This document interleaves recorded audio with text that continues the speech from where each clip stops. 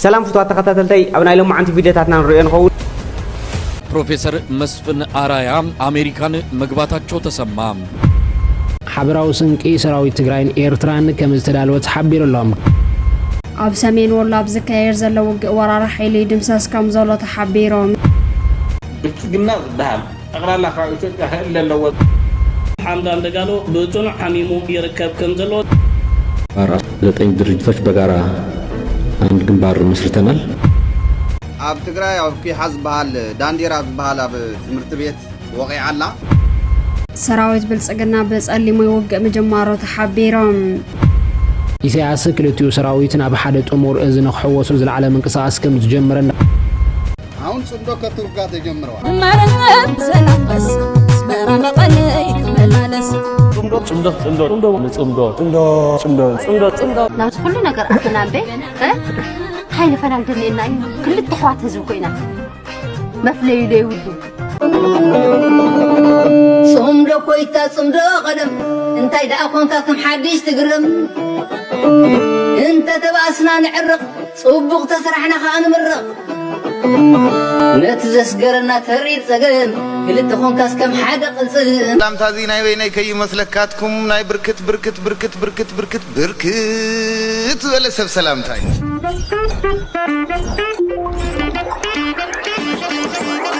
نزغتازي حدش ندحر لكم سبسكرايب مغار كيتزنقوا لنا لكم نابزم ناي لما عند فيديوهاتنا نيساي سناي صانحيت سلام أنا يوردل سلام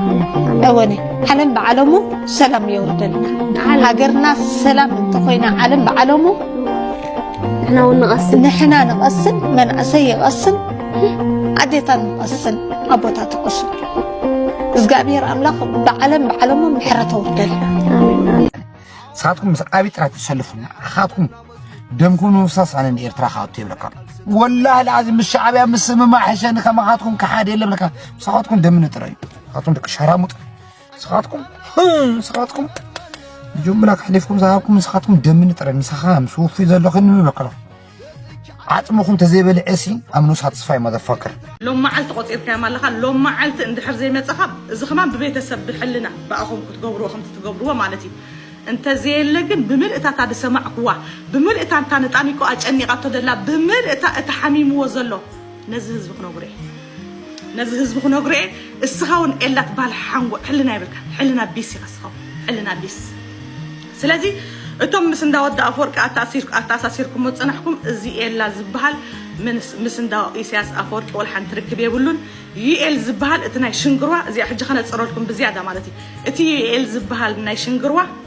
السو نسيت ود افورق نسيت ود افورق حفتاس سبعيا نيرو نبري سقمن حجي ازغن مس اندا افورق درخب يبلو مسغلا زرخب يبلو تراسبي مالتي از تراسب الا جن بسممع مسقم اندحر وديكا صبق انت زي كونه طانيقو زفرم لك ولا حنت فيرما يلن افتاس قدم 4 عامات وصي زترزاربا فيديو السون حنت درفه اب چانل كم تسقلت مخنياتو حبي اموليم زخونه نجر بقولعه مستفصمه ابيت فرد زختكمو عين فلت قالين فلت حجي انا بمولو اساتا سويتو نيشتي افدق انا سمعيه دي نزه حزب نخامن كن تاسويت نيشتي زربخت الزاربيا مالتي اني كو زارباي كلني بالساعه زي بفلاي زنا يرجع نزرجع لهم كنا عصوا لنا دقيقه بمولو مع استزاربيت فيديوهات تتقريص سبات ابصي حملو ابزي حمامو بصيحو افتل على حمامو نايت نورمال حمام زنبرو اوبريشن نخجبر حكمنا خاطو تجديد مالتي نت حمامو مسراي وخا اوبريشن تجبري خايلمو اوبريشن يجبرني عندك خيلي دقيق ريلو عقلو صبي وصله زله ابزا ساعات زيا بمولو سبيتو نزه حزب نختامنو كن سبيتنا يشتك تزاربيا بدحريو سقمت كن وسد كل خمن اسي وسد مخنياتو طانيقو توسيعو ايو طانيقو ايفلتني از درفتاتو خم تشتا ايفلتني حنت درف افتا غزي شجر كلا بتقولعه تفريمو قولعه يوسينو تود قولعه ود طانيقو نيشتي قولعه اسو ابو مستچنقو غزا ابا حدغا مسودقه تبلعو مسانت تقولعه زخونه نجر مسكونه نتدرفي بملؤ خمدي هاو ايفلتني طانيقو سغا حجي حوطانيقو تمال مالتي حوطانيقو تي الا زلوو دحر تحسو حسيها إلا حساويها مخنيات سي رخيبياسي دويل لنا نير رخيبياس ناي مسجانا خسر حلا قلقلي كتزارب كل تزارب مثلا أي بلد كان حسيها تمام أذن ورجول كلهم سبات نجيرهم نيم سلازي الصغا إلا بخبرتك تندر فتات أورد ولا ندات أني مسدات أيقد شنات بكهزبي يدو لك هذا بخبرتك تندات أني قولوا في مخانك سسع مخانك زجر منك أنا كيت أروح عند دايم العساك أنا قولوا في مخانك سسع مخانك زجر من إذا أب كامبالا زجورو كونسرتسي نوع ولا سكوبرايت حزوب مو أري ماني خاصة بديت عاركالو السوق درافاي ناتو نبرت كوي السوق كاب شانل كم مسكال تراي تشجيرو خلا أبجز يشجرو نحدد سوقهم مسكول عزمة كرك السراقيها حق إرتراخ حزيها بحق هزبنا يزدقها فرقتنا بلا دحر عجي نصقم زوتسع بفلاي نزوم سنة بابوعنا بإرترا زلو درفت دكيرش كورنات زوم سب شانلات بفلاي الصغا إلا تبهال كن ديسب كم زنبعك قد محجون يسترخان يرنا يزارون يرن حجي منكم زي قدس نورمال سبيقة الصغا تفراروح السبيلن قباتي زبئ خلاسي خاصة زبئي خلاسي ناي بحق برضه إيرتراوي هكا ناي بحق حلنا تزهلوا كانيرو ناي بحق أنا جرين كارت سلتولى عني تزارب لكم ناي نزهز بناي من كارت أنا مسألة يبقى نزهزي أفكيد كله تزرع أخوه خنوقري ولا تنات أني كويس كارت تزهلوا كمان وأنا كروس أنا خنوقري كله سلازي إلا نخم دي سبات كم زن بعك فليتنا لنا السخان حديت قوات أروحين كات channel كا السخاب عدس أبا خمسة لنا خفلتنا لنا السخان حديت قوات أروحين كتشالن كان نحر مناجرات اللغات ومناجرات بسبب سلة دباس قتلوا هم دبها النجار يلن هم دبها السنجار يلن. Hey guys, today we're going to be going over how to say how are you in 9 different languages of the 9 tribes of Eritrea. Tigrinya. Kame alahum. Tigre. كيف لكم؟ بلين. وراهم بدناكم. Yes. Nara. Genene. Bedawiyet. Dabaywa. Saho. Agina Tanini. Afar. Nagai Tanito. Kunama. Maido Kambe. Rashaida. كيف حالكم؟ سبر زينا رايوه ايت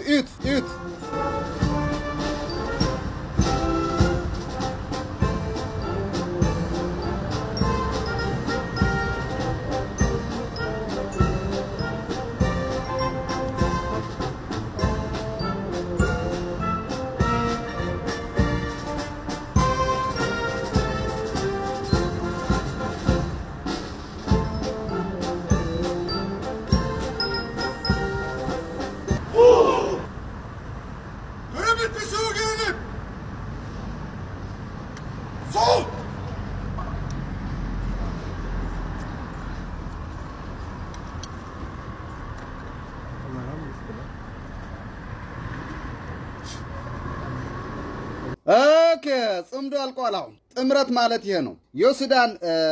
ጀነራል ያስር አሊ አታ የሚባልበት ቱርክ ነው ይሄ ቱርክ ነው አሁን ጽምዶ ከቱርክ ጋር ተጀምረዋል ከቱርክ ተጀመረ ማለት አረብ ሀገሮች የአረብ ኤሚሬት ጽምዶ ውስጥ ገብታለች ሰበር ዜና ነው ጽምዶ ውስጥ ገብተናል ቱርክ ጽምዶ ውስጥ ገብተናል አሁን የቱርክ ወፎች ዶሮዎች ያው በትግራይ ሊሞት ይችላሉ ምን ችግር አለው ጽምዶ ኢንተርናሽናል ነው ያለው ይሄ ነው አሁን አብይ መሐመድ አረብ ሀገር ነው ገፋ የምታረግበት እሱም ደግሞ ተቆርጠዋል ወይኔ ያባላቸው አሁን አብይ መሐመድ ወዴት ነው የምታመልጠው አሁን ለማንኛውም በጣም ደስ ይላል ዛሬ በጣም ደስ ብሎኛል ማለት ይሄ ነው ጽምዶ ከዩኒቲ የሚባለው ማለት ነው ጽምዶ የምንለው ወይም ደግሞ ጥምረት የምንለው ዩኒቲ የምንለው በትግርኛ ጽምዶ በአማርኛ ጥምረት በእንግሊዘኛ ዩኒቲ ብለን የምንጠራው ነው አብ ትግራይ ሰዓት 4 አካባቢ አብ ትግራይ አብ ኩሓዝ በሃል ዳንዴራ ዝበሃል አብ ትምህርት ቤት ወቂዓላ አብናይ ሲቪል ትምህርት ቤት አብናይ መንግስት ትካል አብናይ ህዝብ ትካል ማለት ድሮን ወቂዓላ ያ ረሁም በዚህ ሰላም ኬንያ ዶ ገለገለና ወሉ ንሶም ስርሖም እዮም ሰርሑ ዘለው ያ ሰብ እንታይ ዝበሃል ብዙኾነ ሓደ ግዜ ዋላፍቲ ሰራዊት እውን ክፍተሽ ዝግብኦ ነገር ክፍተሽ ኣለዎ ኢለ ኣምኒ ኣብ እግሪ ቆጥቋጥና ኾኖ ኣብ እግሪ እንትና ኾኑ ምሳኻ ተመሳሲሎም ኣብ ጎንኻ ኾይኖም ከምዚ ነገራት ዝሕብሩ ስለ ዘለው ኣብ ናይ ህዝቢ ትካል ኣብ ናይ ካልኻለ ኣብ ናይ ህዝቢ ወፃዓ ስለዚ ዛረው ዘለው ነዚኦም ነኸምዚኦም ዝበሉ ሰባት ኣብ ጎንኩም ዘለው TDF ኩላኩም ትፈልጥዎም ነንባዕልትኩም ትፋለጡዎም من ركب اللوه من مسحرا مديت ركب اللوه من كم زي عينات انفورميشن يبصح من نفس الاي زرواتات يملالس قليل نغري دفرت غني حلقه نسخه ليبا اخا نسخه بلصقنا اخا نسخه باندا اخا مبال አይትፍርሕዎ ከመጽኦኩም ሰራዊት ሱዳን ሰብ አልቦ ነፈርቲ አውዲ ቀላም ኣብ ግዛት ሰሜን ኮርዶፋን በፓራሚታሪ ኃይልታት ቁልጡፍ ደገፍ ትዝወር ሰብ አልቦ ነፋሪት ነዊሕ ርሕቀት ከም ዝወደቀ ተፈሊጡ ተሰራዊት ወሲኹ ከም ዝገለጹ እታ ሰብ አልቦ ነፋሪት ኣብ ውሽጢ ዝወርሒ ኣብቲ ዞባብ ወታደራዊ ፀረ ምክልኻል ኣየር ዝተሃረመት ካልአይቲ ምዕብልቲ ሰብ አልቦ ነፈርቲ እያ ኣፈኛት ሰራዊት ኣብ ዘውፅኦ መግለፂ ሃዱታት ምክልኻል ኣየር ኣብ ከባቢ ጁሬጂክ ሰሜን ኮርዶፋን ሓንቲ ተጻባይት 90 FH95 ድሮን ከም ዘውድቀ ዝገልጽ ሓይልታት ቁልጡፍ ደገፍ ኣብ ቀረብ እዋን ኣብ መላእ ባራን ጃብራት አልሸኽን ከምኡውን ናብ ተርስ ከተማ ግዛት ዝኾነት ኤል ኦበይድ ኣብ ዝወስዳ ገዳስ መስመር ናይ ሰደድን ጽርግያ ሰብ አልቦ ነፈርቲ ምጥቃም ኣሓይልውን ኣሎ ብ25 ሓምለ ሰራዊት ሱዳን ብዝገብሩ ቁልጡፍ መጥቃዕቲ ሰፊሕ ከፋለ ሰሜን ኮርዶፋን ዳግማይ ብምቁጻር ነቲ መስመር እውን ሰዲድ መሊስ ወሎ ትስጉምቲ ነቶም ተዋጋት ሓይልታት ቁልጡፍ ደገፍ ናብ ባደር ሳውዲ ሓምራት አልሸኽን አልማዝሩብን ናብ ዝበሃሉ ቦታታት ርሑቕ ምዕራብ ድሕሪት ከም ዝመለሱ ተነጊሩ ሕዚ እውን እንትኾነ ሰራዊት ሱዳን እታ ስትራቴጂካዊት ከተማ ኤል ኦበይድ ካብ ምብራቕን ምክልኻል ነታ ግዛታ ምስ ዱርማን ዝራኸብ መስመር መሬት ዳግማይ ንምምስራት ከምኡውን ካብ ካርቱም ኑርባ ኣባይ ሰጊሩ ነቲ ከባቢ ንምሓዝ ፃዕርታት እውን ይካየዳሎ ፕሬዝዳንት ክልል ትግራይ ደብረጽዮን ገብረ ሚካኤል ሓደ ሓቂ አንቲግዎን ቶኪስዎን ይረከባሉ እዛ ቪዲዮ ናባኹም ከብላይ ንከታተላ 9 ድርጅቶች በጋራ አንድ ግንባር መስርተናል የዚህ ግንባር አስፈላጊነት በዋናነት ጠላትን ለመጣል ነው የመጀመሪያው ስራው ጠላት በጋራ ሆነን ማውደቅ አለብን እየወደቀ ያለ ጠላት ነው ምንም ግን አሁን ተባብረን የጋራ ጠላት እስከሆነ ድረስ በጋራ ተባብረን ያለን አቅም ወታደራዊውን ዲፕሎማሲያውን ሌሎች አቅሞች አስተባብረን ለመስራት ወስነናል በእኛ አመለካከት ይሄ ግንባር ቀደም ብሎን ማቋቋም ይቻል ነበር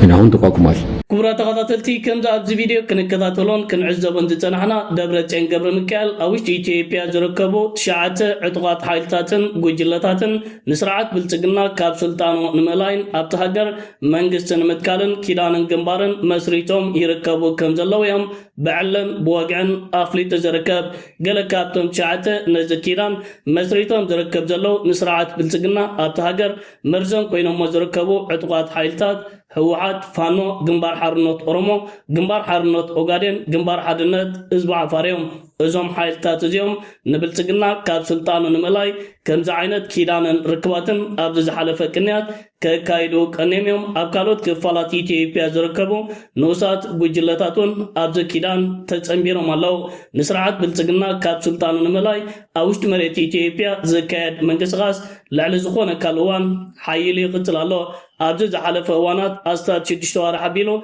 أبين شانقل قمز حدش تعطقات تمسريتهم درو مسرعات بلتقنان مكل غال نايت هاجرن عبيت حرقاتات كوينو مالو بوغن سيداماون جنبار حرنت سيداما زدت بحال منكسغاس يكلاقل كمزلو تمالك كاب إثيوبيا حبريتاتات وتينيرو ازوم سرعات بلتقنا كاب سلطانو نملاي تاخاقي بومن تترنيفو من زركب زلو تشعات تحايلتات نبلتقنا كاب سلطانو كمزاليو ترطارتات زبهال يلن بلتقنا مسحاد عطوق حايل تراجي كونس مستشعات تحايلتات بتشعات جنباراتيو تمغاقيلو كغتم ازا خانت سرعات حدا كابتي كفوتها زقي موزركب زلو عبيت بدهوتاتيو ازا كيدان جنبارن مغتلتا نايت امدون ركباتنيو كبرات غاداتلتي فنكل اير ميديا نزي تفتيرو زركب زلو امدون ركباتن بفلايكا كلل تقراين سب سلطان حواتن وتهدراوين ازستي انتار سرعات بلتقنا نزكايد وزلو من قصاص المخلاف زتفلالي تنقلات تفحيسو كسرح كالن اب حد اوانن اقاتامن زخدعو جنرالات ناي تقراي اب كل العفار زتاخاخبو نتومدو مش شعبيا اتحيزو حد وتهدراو ازازي زحلفو ازي زحنق ملختي نابخم كبله نكتاتلو زب تقراي ሕጂ ተኣዲኑ ዘሎ ኩናት ናይ መን እዩ እዚ ኣጀንዳ እዚ ናይ ትግራይ ኣጀንዳ ኣይኮነን ናይ ህዝቢ ኤርትራ እውን ኣይኮነን ናይ ሻዕብያ እዩ ሻዕብያ ሓደጋ ምስ መጾ ንዓና ድፋዕ ንምግባር ነቲ ሓደጋ ርሕቕ ኢሉ ክካየድ ተሓውን ኣብ ባዕሉ ከይመጽእ ኣብ ትግራይ ከም ድፋዕ ክጥቀመላ ደልዩ ጽምዶ ኢሉ እቲ ፕሮጀክት ሰሪሕዎ ደድሕሪኡ ንግብፅን ካልኦትን ምሰባይን ምስካልኢን ብዘለወን ፖለቲካዊ ኢንተረስት ኢትዮጵያ ንምፍርራስ ንምህዋኽ ቀደም ኢሉ እውን ዝነበረ ፕሮጀክቶም ንዓና መሳርሒ ጎንፀ ውሽጥናን ስለ ዘሎ እዚ ከም መሳርሒ ተጠቒሞም ከካይድዎ ሓሲቦም ዝጦርነት ዘይ ኣይናትላን ንዓና ጥቕሚ ዘኽብር ኣይኮነ ድፋዕ ዝገብር ዓውደ ውግእ ዝገብር ትግራይ ብፍጹም ናብዚ ከምዚ ዝበለ ረብሓና እውን ኣይረጋግፅን ገበነኛታት ናይ ውሽጥና ምስዞም ካሊእ ድልየት ዘለዎም ናይ ደገ ተኣሳሲሮም ንባዓልቶም ኩነታት ተጠንኪሩ መሽለኹ ኮሎም ውዕል ኣሲሮም እዮም ነቲ ህዝቢ ነቲ ዓድና ሓደጋ ዘእትዎ ዘሎ ተኾነ ንባዕሎም እውን ኣይጠቕሞም እምበር ህዝቢ ትግራይ ምዕቆብ ክኾኑ ይኽእልን ኤርትራ مستدمسسي مستوقعي بإرتراء زدم زي ما نقول لسلات طمنياتات مبر نهج تقرأي ونا يكوننا تطورنا تبعلوانا ناتنا تقمز خبر سزي كونه بالصنع خنقاومو خنكيلا لنا كبرى تغطاتلتي نتعملون ركبات المخلاف كساب كندز عينة تنقلاتن متخابن تخايد نيرو اتجا تخايد متخابن أبايتا زخواني كونفرن لوتن كمتاي كالن تفتيرو جركب زلو تعملون ركباتن أبايتا حيلو الناقة يجركب زلو ازوم ابي إثيوبيا كيدانن جنبارن مسريتون جركب زلو تشعات إثيوبيا وان حالتاتن ودباتن نسرعات بالسجنا كاب سلطانو كمزاليو طرطارتات زبهال يلان أبا وسان معرف ألنا عرس وساننا دما بقلصمنا نرقاقز إذا سمونا ملأخت حوحات تتكون إذا حلف قلة عامتات بزي مقرات سموناوي ملأخت إذا حلف ودب حوحات تماساسالي ناقو حرز خير مجلس تاتيزو الزعم إذا كابيت صحفات حوحات وتسمونا ملأختين مجلس تماساسالي تحستو زلو بمخانون إذا حلف عامتات وعلي بريتوريا يكبر منقس فيدرال صاوعتنا يقبل نزل عرب قزعتنا يملسلنا زبلو مجلس تات نبرون تخونو اتوم مجلسات بحر السبت تصحفو مستمخانمون نايك علات قدفتات كي تقبر اللوم مسكالتي ودبزان تبار أمالختاتون كي حلفون يوم تنيحوم دحر علاو خينات تقرين إثيوبيان مجلساتنك عناتات ملختت ودب استغيران تخون كاب منقست فيدرال نابد جنوسايدر سرعة بلتقنا زبلات أمام كاب بزتت أقمنا نفتح زبل دما بغلت أمنا تقمنا كنفتحنا زبل قوام تسقاقيرو اللوم دحر علاو دبدابات تدرونا بالعلي تيديف مكيادو دما جنوسايدر سرعة بلتقنا نابلا أب مجلساتو زوزح ودب حوحات أب العلم أبر أبي أحمد نزقبرك على سن مكات دما مستومنتهم سرعة زقام مؤكلات سمعنت إجيرو زلوم نعمتات تتنحت مساسالة حستو زلو ملخت حوحات بأتمال على تونا ماسيو حدوش مجلس زهابن تتكون تودب تجميرو زلو كالا يزروكينات بغلت أمنا كن مكت وينا نزل مكات دما بركت زبل المناسي ناسلتنا لنا خبل علاو جيرو ملا حزبي كاب بوليتيكات عطي كنا قف هاي قبرنا يون حزب لحوحات نزي كم مخنيات زلعلو حزب تقراي ربحو عطاتو يزفلت إن زردان بوليتيكاوي محبر سبيوب موبال حزب تقراي بوليتيكا ومحبر سب زبل السيام أيوة عميتلو زلوم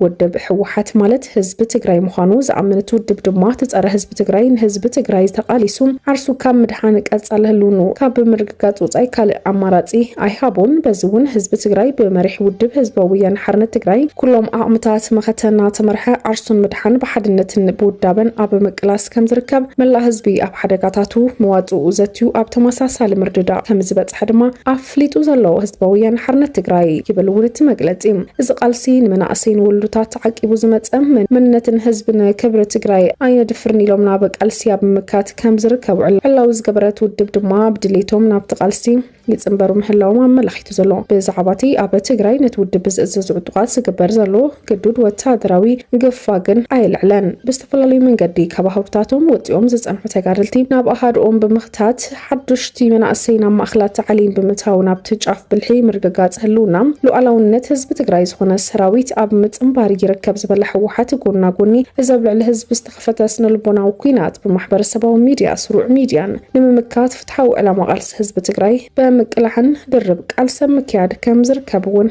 ጠቂሱ ዘሎ ህዝባዊ ወያነ ሓርነት ትግራይ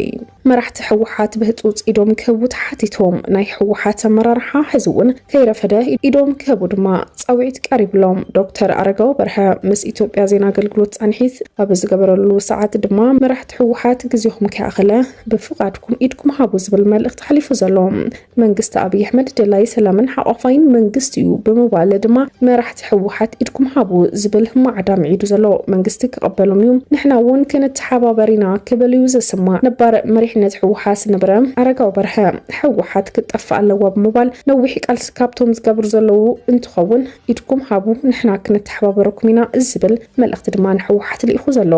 ናይ ህዝቢ ትግራይ ጎዲኦም እዮም ደቁና መንጠሉ ስለዘፀገሙ ድማ ተደፊኡ እዩ ናብ ምግፋፍ መናእሰይን ተበፂሕካ ድማ ናይ መውዳእታ ውድቀት እዩ ስለዚ መሪሕነት እውን ኣይከኣለን ኩናት ይኣክል ኢሎም ንህዝቢ ኢትዮጵያ ሰላም እንተዝህብዎ ይምረፅ ብምባል ከምቲ ፋኖን ኦነግን ኢዶም ዝህቡ ዘለው ንስኻትኩም እውን ኢድኩም ሃቡ ንመንግስቲ ክብል እዩ ተሰሚዑ ዘሎ ብቁፅሮም ውሕዳት ዝኾኑ ላዕለዎት ኣዘዝቲ ፋኖን ሰራዊት ሓርነት ኦሮሞን ኣብ ዝሓለፉ ወርሕታት ንመንግስቲ ኢድና ሂብና ኣለና ብዝብል ድማ ብዝተፈላለዩ ናይ ኢትዮጵያ ማዕኸናት እውን ክወፁ ሰራይ እንትኾኑ መንግስቲ ብዝተፈላለዩ ሚድያታት ወቢሉ ድማ ዕጡቃት ጉጅለ ፋኖን ሰራዊት ሓርነት ኦሮሞን ናብ ስርዓት ብልጽግና የቕሬታ ሓቲቶም ተሓዊሶም ዝብል ፕሮፓጋንዳ ክነዝሕ እውን ዝተረኣየ እዩ ንዚ ተኣሳሲሩ ድማ ሕወሓት ካብ ዝሓለፉ ኣዋርሕ ጀሚሩ ጽምዶ ዝብል ርክብ ብምፍጣር ድማ ምስ ዕጡቃት ጉጅለ ፋኖን ሰራዊት ሓርነት ኦሮሞን ብምትሕብባር ንስርዓት ብልጽግና ብአብይ አሕመድ ንዝምራሕ ዘሎ ስርዓት እውን ከጥፍየ 4 ኪሎ ካዱ የዝብል መግለጽታትን ዕላዊ ጽምዶ ድማ ናካይደት ትርከብ ነዚ ብምቋም ድማ ዝተፈላለዩ ምንቅስቃስ ዝገብሩ ዘለው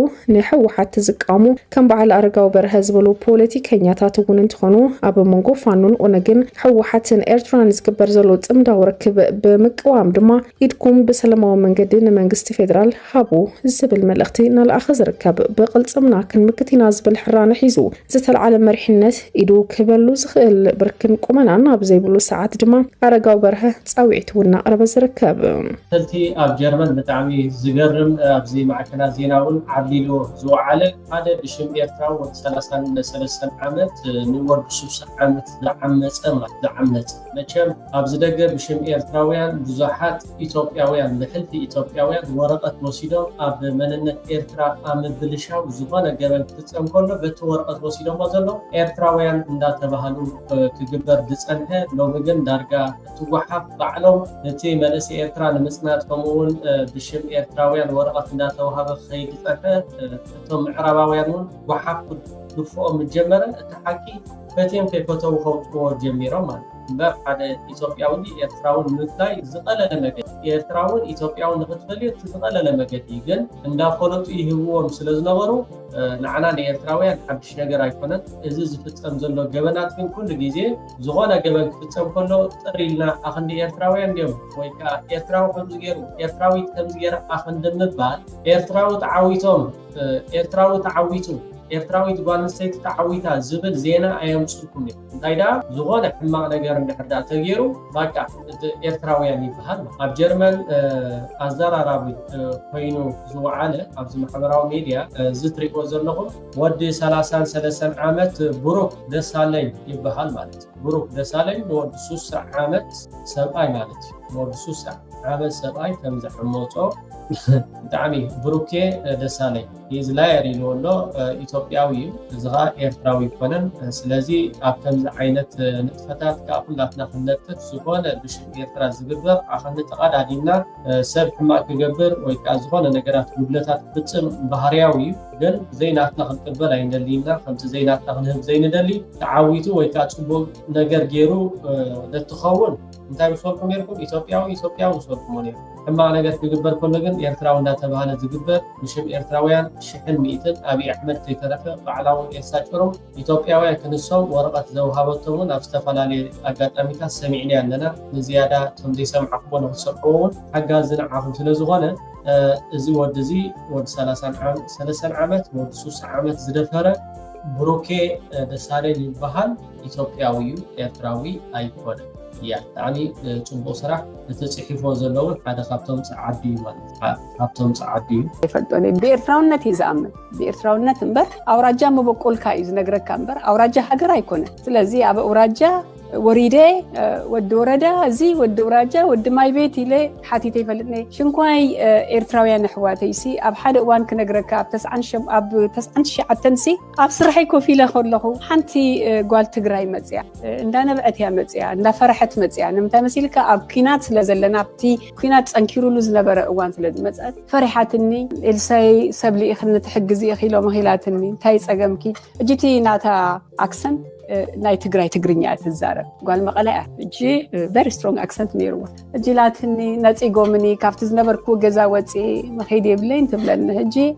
حرين تحجزك كليا انت يحجزني تاكم زقبراي فلتني لهار ورقات تغيري ورقات تاري أبقى رخيبة قال منتات ودي إلا كيدا جيزاوي جزاو هيبة ياقله هجي سليت أوا ورقات وهيبة دحري معلت تمليسات انتي تبلني إلساي كمسكنك كمسئي تبلني هي أفتحمق كنتات حزبنا زكتات للو ما أنا تجراويتي سبسي أبحمق نبرلو جزي حجز كني إزسي أنت كبلو سمعي لي السخ السبيخي تخويناتها عدنا زلو السخ يجمركيو أنا يجمركو سو أنا بقى سمخان كترح يزأمن من ما كسيت زي جبني نحدا زي إرتراوي الكاب حاسوت مسكر وما تتابعت سواء مثل سوكا مشكاتي وبلبابي نحنا إرتراوي زدنا قبل كنا وهم يشوفوا جن حد خباتهم مالتي زي جبني نحدا زي إرتراوي كورقات كتبه نحدا إثيوبياوي إرتراوي الكا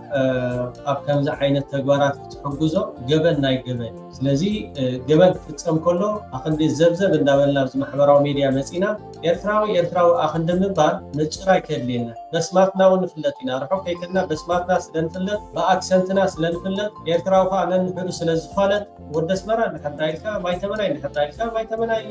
سلطة كرن نحدايلكا عد غير عند حدايلكا زغون عد قدفو عد ما قدفو أب كتما كمان سنة نفدي فالت سلزي زي أب جرمن استجبره ورسوس عمد زعمت إثيوبياوي إرتراوي بخمسين ورقة تاوهيبهم بخمسين ورقة تاوهيبهم إذا جبني أنت تتابع سواء مثلا تابتمزن نحردا توافيرات تسرح عند حردانيرا توم قالوا ده أنت يقبرون نيرهم نحرداينا علمون تفلت يا دا فلتت يا تبون نير زي أبي أحمد ون بارلاما أكيد تزاريب ስደተኞች በሚመለከት የኤርትራ ስደተኞች ትግራይ ላይ ያሉት በሚል የሚነሳው ጉዳይ ትግራይ ውስጥ 4 ካምፕ ነው ያለው። ሁለቱ ካምፖች በኢትዮጵያና በኤርትራ ድንበር በ20 ኪሎ ሜትር ዲፈረንስ ውስጥ ያሉ ከዓለም የስደተኞች ተቋም ህግጋት ውጪ የተሰራ ካምፕ ነው። ካምፕ መሰራት ያለበት ቢያንስ ከ50 ኪሎ ሜትር ርቆ ነው። እኛ የዛሬ ዓመት ገደማ ምንም ጦርነት ሳይፈጠር ለዩኤንኤችሲአር ይሄ ካምፕ ይነሳና ወደዚህ ሞር ሴፍ ወደሆነ አካባቢ ይምጣል። ምክንያቱ ሁለት ነበር። አንደኛ እዛ ካምፕ ውስጥ የኤርትራ ተቃዋሚ እየተባለ የሚሰራ ስራ ስላለ የኤርትራ መንግስት ደግሞ ኢትዮጵያ እኛ ተቃዋሚ በሙሉ መልሰን ስናበቃ እናንተ ታደራጃላችሁ የሚል ጥያቄ ስላላቸው እኛ እናረግም ጁንታው ነው የሚያደርገው ለቁጥጥር ስላልተመቸን ካምፑ ይነሳል። ሁለተኛ በኤርትራ ስደተኞች ስም ቋንቋውም ባህሉም አንድ ስለሆነ በጣም በርካታ የትግራይ ወጣቶች ወደ ውጭ ሀገር እንዲሄዱ እንደ ስደተኛ ይደረጋል። ኤርትራዊ ነው እየተባለ ማለት ነው። ይሄም ለቁጥጥር ስለማይመች ይጠጋ ብለን ዩኤንኤችሲአር በእነዚህ ሰዎች ግፊት ምክንያት ሊያሳካው አልቻለም። ስለዚህ ሁሉ ጊዜ ናብ ማህበራዊ ሚዲያ ክንበጽሖለና ናብ ጽቡቅ ዳ ክንጎይ ክንክላለና እምበር ንሕማ ቢካዚ ኤርትራዊ ምባል ብጣዕሚ ሽምና ብሕድ ዞም ኣብ ዝተወሊዶም ዝዓበዩ ርእሶም ከድምኑ የብሎምን ኤርትራውነት بصراحة بتمتعوا في سفلات بتمبزحت وزجبر جبلات أو عدي إنجليز ون ريحمو أنا محجي استرقامي أمثال لي بمحرنيا أبي إرترا محرنيا ززارة بحبرتها سبيل جنب شبي إرترا ورقة وسيليرو جبل مس جبلة أب بيت فرد مس كذا ترجمان مستبهله بمحرنيا إنه مالتي إذا بروكي دسالين ود3 عامات هب جرمن إثيوبيا ومقالو ناب إثيوبيا أخذ الرز مالتي كابعنتو تجراوي كم زرعي كتأف مسكر زي اللي بعلم مسكر كوينهم تزاربلو تجراوي من تقطف كل من تقشفشفه بحماق حمام كانسر تجراوي ناهز بإثيوبيا كانسر مالت تحكم زي حوي حزب تجرايس ناهز بإثيوبيا تحكم زي حوي حمام يلم بتصلق حمام مالتي بتزي حكم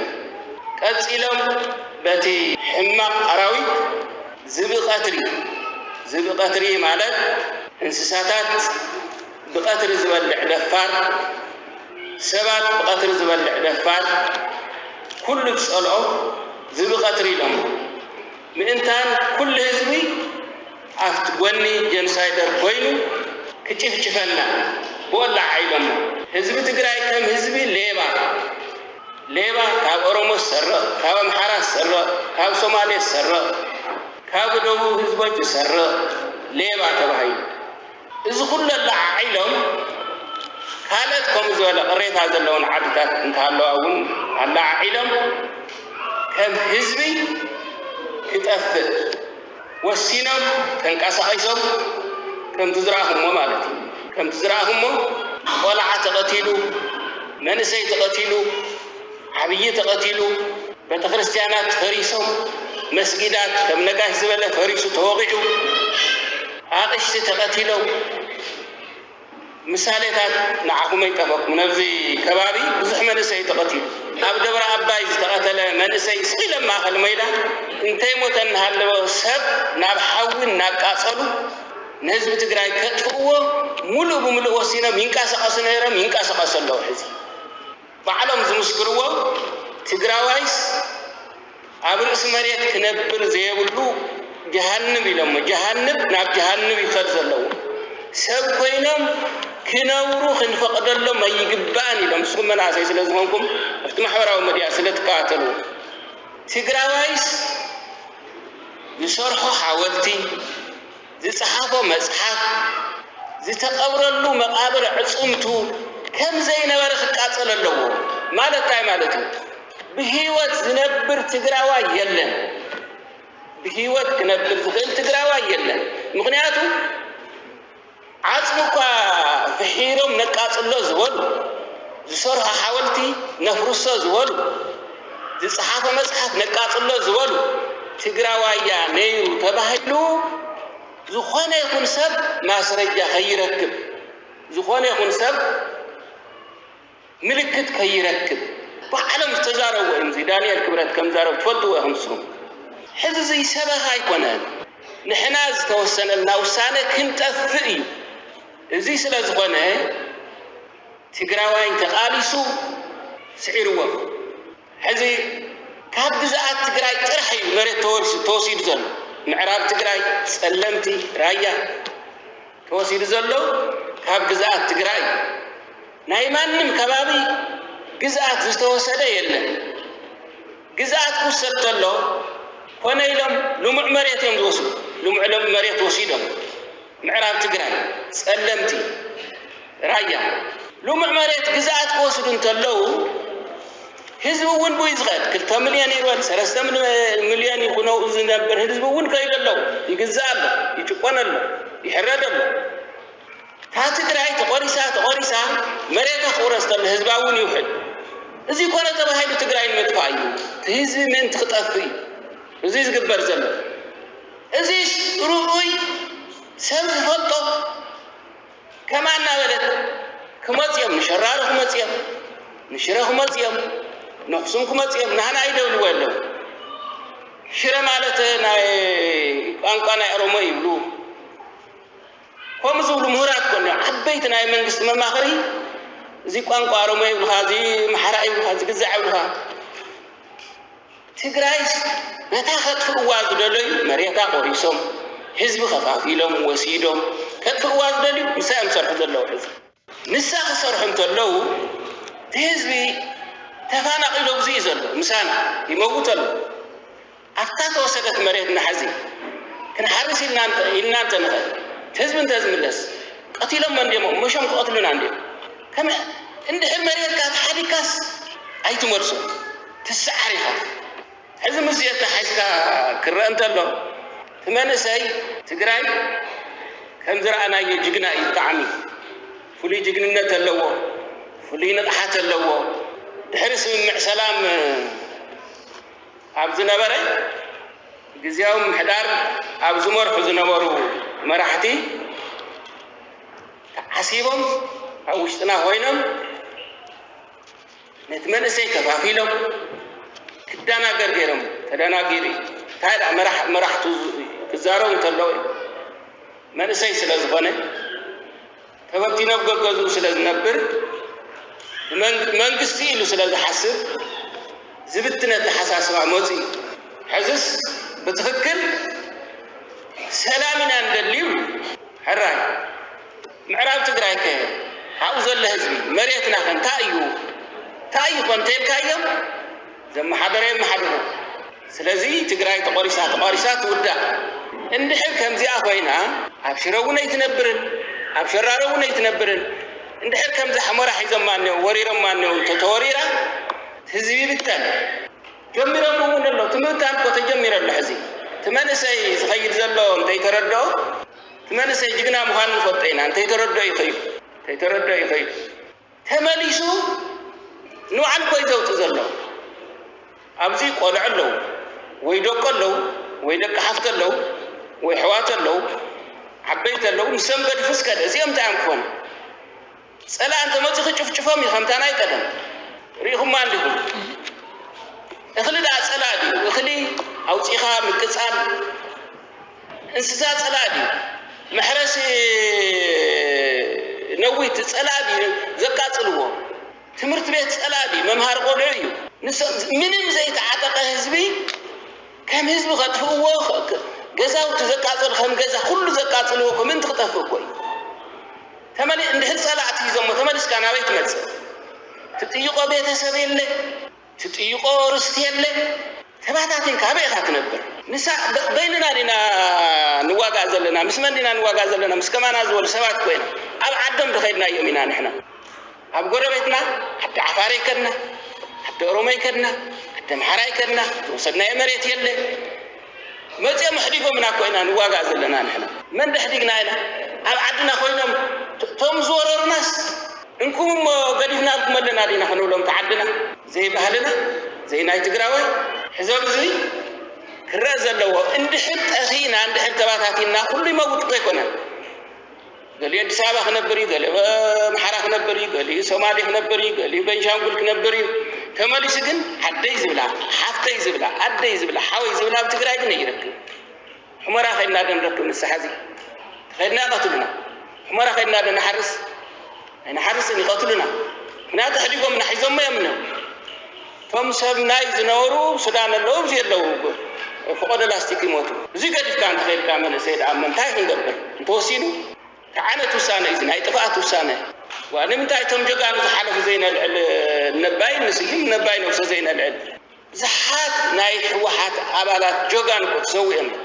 እቶም ዝኸዱ እኮ ውሕዳት እዮም እሶም ዲና ንርኢ እሶም ዝበልዎ ዲና ንሰምዕ ባዕሉ ፀላእ ዝብሎ ማስረጃ እናሃለወናስ ሕዚ ናብኡ ኸይዶም ዝዛረብዎ እናሰማዕና ክንደናገር ኣይግባእን ሓደ ንመንነትና ውሑድ ዝተገደሰ ኣብ ቅድሚት ኣይ በኣ ትሕለፈለይ ዝበለ ኣብ ገዛ ኮይና ብምንም ተኣምር ኣይንጥዕን ኣይንሓውን ኣይንዕወት ኩልና እንተተቃሊስና ጥራሕ ኢና ንዕወት በታ ሕዚ ቀሪባ ዘላ እዚ ናይ ትግራዋይ ግዴታ እዩ ባዕሉ ሓሲቡ ተማይጡ ሕዚ ዘየጋደሉ ንብል ኣለና ዘየጋደሉ እስካዕ ዑጥ ቃልሲ ጀሚሮም ዘየጋደሉ ሕዚ ዘየጋደሉ እዚኦም ፀላእቲ ትተጋደሉ እዮም ዝኾኑ ንምንታይ ፀላእቲ ይኾኑ ዘየጋደሉ ህዝቢ ባዕሉ በቃ ንስኻ ቀደም እውን የጋደልካን ሕዚ እውን የጋደልካን ውፃእ ይኣኽለካ ኢሉ ህዝቢ እንተወሲኑ ክወፅ እዮም ጋደሉ እዮም ምስ ተጋደሉ ድማ ኩሉ ዘጋደለ ስለ ዝኾነ ትግራዋይ ሓደ ኮነ ካብ መድሓኒት እዚኣ እያ ዘየጋደለ እናበልና ካብ ብዛዕባኡ እናረገምና ንነብር ከጋድል ንግበሮ እቲ ዝተርፍ ውሕድ እዩ ትግራዋይ ይኽወን መን ይኽወን ባዕሉ ይመልሱ ውሕዳት እዮም ክኾኑ ትግራዎት ክኾኑ እዮም ኢለ ኣይሓስብን ትግራይ ትጥፋእ እናተባሃለ ትጥፋእ ምስ ዝብል ዘፅቅጥ ወይ ዝድግፍ ትግራዋይ ክኾነ ይኽእል እዚ ትንሕና እውን ነልዕሎ ዘለና በቃ ክጋደሉ ምግባር እያ ሕዚ ካሊእ ገዲፍካ ተኣኪብካ ምውሳን እያ ኣጋድል ንሕና ተጋዲልና ኢና ከምዚ የጋድል እዚ ንብል ዘለና እኮ ምእንታንቲ ህዝቢ ሓድነት ክህሉ ክቃለስ ኩሉ ክቃለስ ሕዚ ዘየጋደልካ ስድራ ስዋኣት ተባሂሉ እንድሕር ፀላእ መፂኡ እኮ ክቐትሎ እዩ ስድራ ስዊኢኻ ንስኻ ኢሉ ይገድፈን እዩ ፀላእ ይገድፈን ክቐትሎ እዩ ቅድሚያ ኢና ንብል ዘለና እምበር ኩሉ ኣይተርፎም ኩሉ ግደይቱ እዩ ኣባና ጥራሕ እውን ኣይኮነን ንሕና ሲ ኩናት ደለይቲ يمزولو ኩናት ደሊና ደና ንሕና ናበይና ኸድና ኩናት ደሊና ኩናት ኮይ ደለና መጽየምና ኮይምና ግዛአትና ሓዲጎምና ገዛውት ናይ ዞም ተፈናቀልቲ ወሲዶሞ ናይ ትግራዋይ ገዛ ወሲዶሞ ሰሚጥቆም ደለው ቀቲሎምና ከልኪሎምና ወንስዓረ ኮርሶም ከም ቀቲሎሞ ረይሳ ተቀበልት ኮይና ናይ ተምሃራይ ረይሳ ናይ ነጋዴ ረይሳ ተቀበልት ኮይና ጨኖና ኮይ ንሕናስ ኩሉ ሻዕ ንካሓድ በዞም ጸላእት እዚኦም ኩሉ ሻዕ ንጥለም በዞም ሰባት እዚኦም እሞ ኪዱ ይብሉና ኪዱ ተገንጸሉና ወሉና ኣብታ መሬትና እንሃለና እስኮም ይብሉና ሕዚ ንሕናስ ምዕራብ ትግራይ ይመለሰልና ኢና ብምሕታትና ኩናት ለይቲ ንበሃል ዲና وعدنا بهم اللي سنادو عد خايف كذا أبي كتنبر جزازي ولا مريسي ولا أبينا عد كتنبر من يقربك تبتينا خنبر يوتي حسابه زي سلازقنا كنك ألس كديت أنا يوي بوزح تقراوي بعوض زعوة الله صرح زعوة الله هم بحاجات لما زحفروا لا بزي خم تكون ولا قد أنت تكون مالك كم زي خم تكون ركزناي صيدنا مجمع نحنا خم تخالي ركزناينا منامنا ولا نفلت كنتات نمزن كنتات نفلت كل نفلت هنا هاو عمود أتا ناشرار حزبي مجلسيو دمبي شرار زي فلت تقراوا يلا ديمقراطية وسرعات زبان بايتوس تجمروا شرارو ديمقراطية تفلت ديمقراطية زم حدر زناقة أنت زي تسمع أخذك معي ناشرار حزبي ملاليو بايتوتات كمسردان تلوا قديموا بايتوت مسردان ديمقراطية وسرعات تفلت بسرعات المراح نقاح تودد تعطى زبل شرحه ناهز بتقرأي حيزو شرحه تكبره مناسينا شرارو سجنات وينهم انت تقرأي حيزهم مولو تقرأي زبارو ما شرارو مولو تقرأي سألا أخلت انتولو قزو زيك بمولو حزش ناشرارو هزبكو بيني كلاو لكو إذن سألا أحمد وجه هاي حدث غيركم سألا أغزي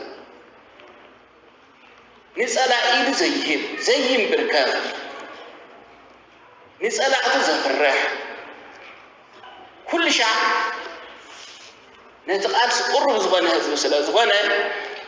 أنتم مناسيون كمتم قدم سجنات قينهم زقادلو مناسي قينهم استقادلو ناتاتم تورسو زلو نايتهم نخودهم زتحسبوا زرباك يتسمى أيدينا مغنيات بعلم سكريم صلاتنا انكواي سابس سبه وتو قاطر لهم تفضلوا بهم بقى تقراوان سبز هنا طرح يتقاسي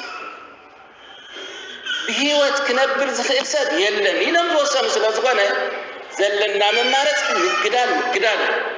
زيكم توسنور قصنيا عند حرت زي وصل عند حرمان زي وصل كنت هيتكبر تفق تصبينا متفايا سلازقنا زناي لما عند أخوانا تي حتهم ون ملي شيء يخون يلا عمن نحنا لما هينتألمن نايزون نكون أبتكبار كترينا هذه يقولنا أبتكبار لما كنعوتنا جزعتنا خنا ملسينا سألعتنا هنكبرينا زبل ملء متأمانا لنا معسكر مسرح جزيان مرز كما يكون مسرح طباب يدلينا علنا كل لنا حزين بواجبات فكرة زي كونس بسرعات زمرح مثل زبانة تنايم هتنا أواج حزنا تنايم كرش خنا بصحائنا تقرأي تعوت كنعوتنا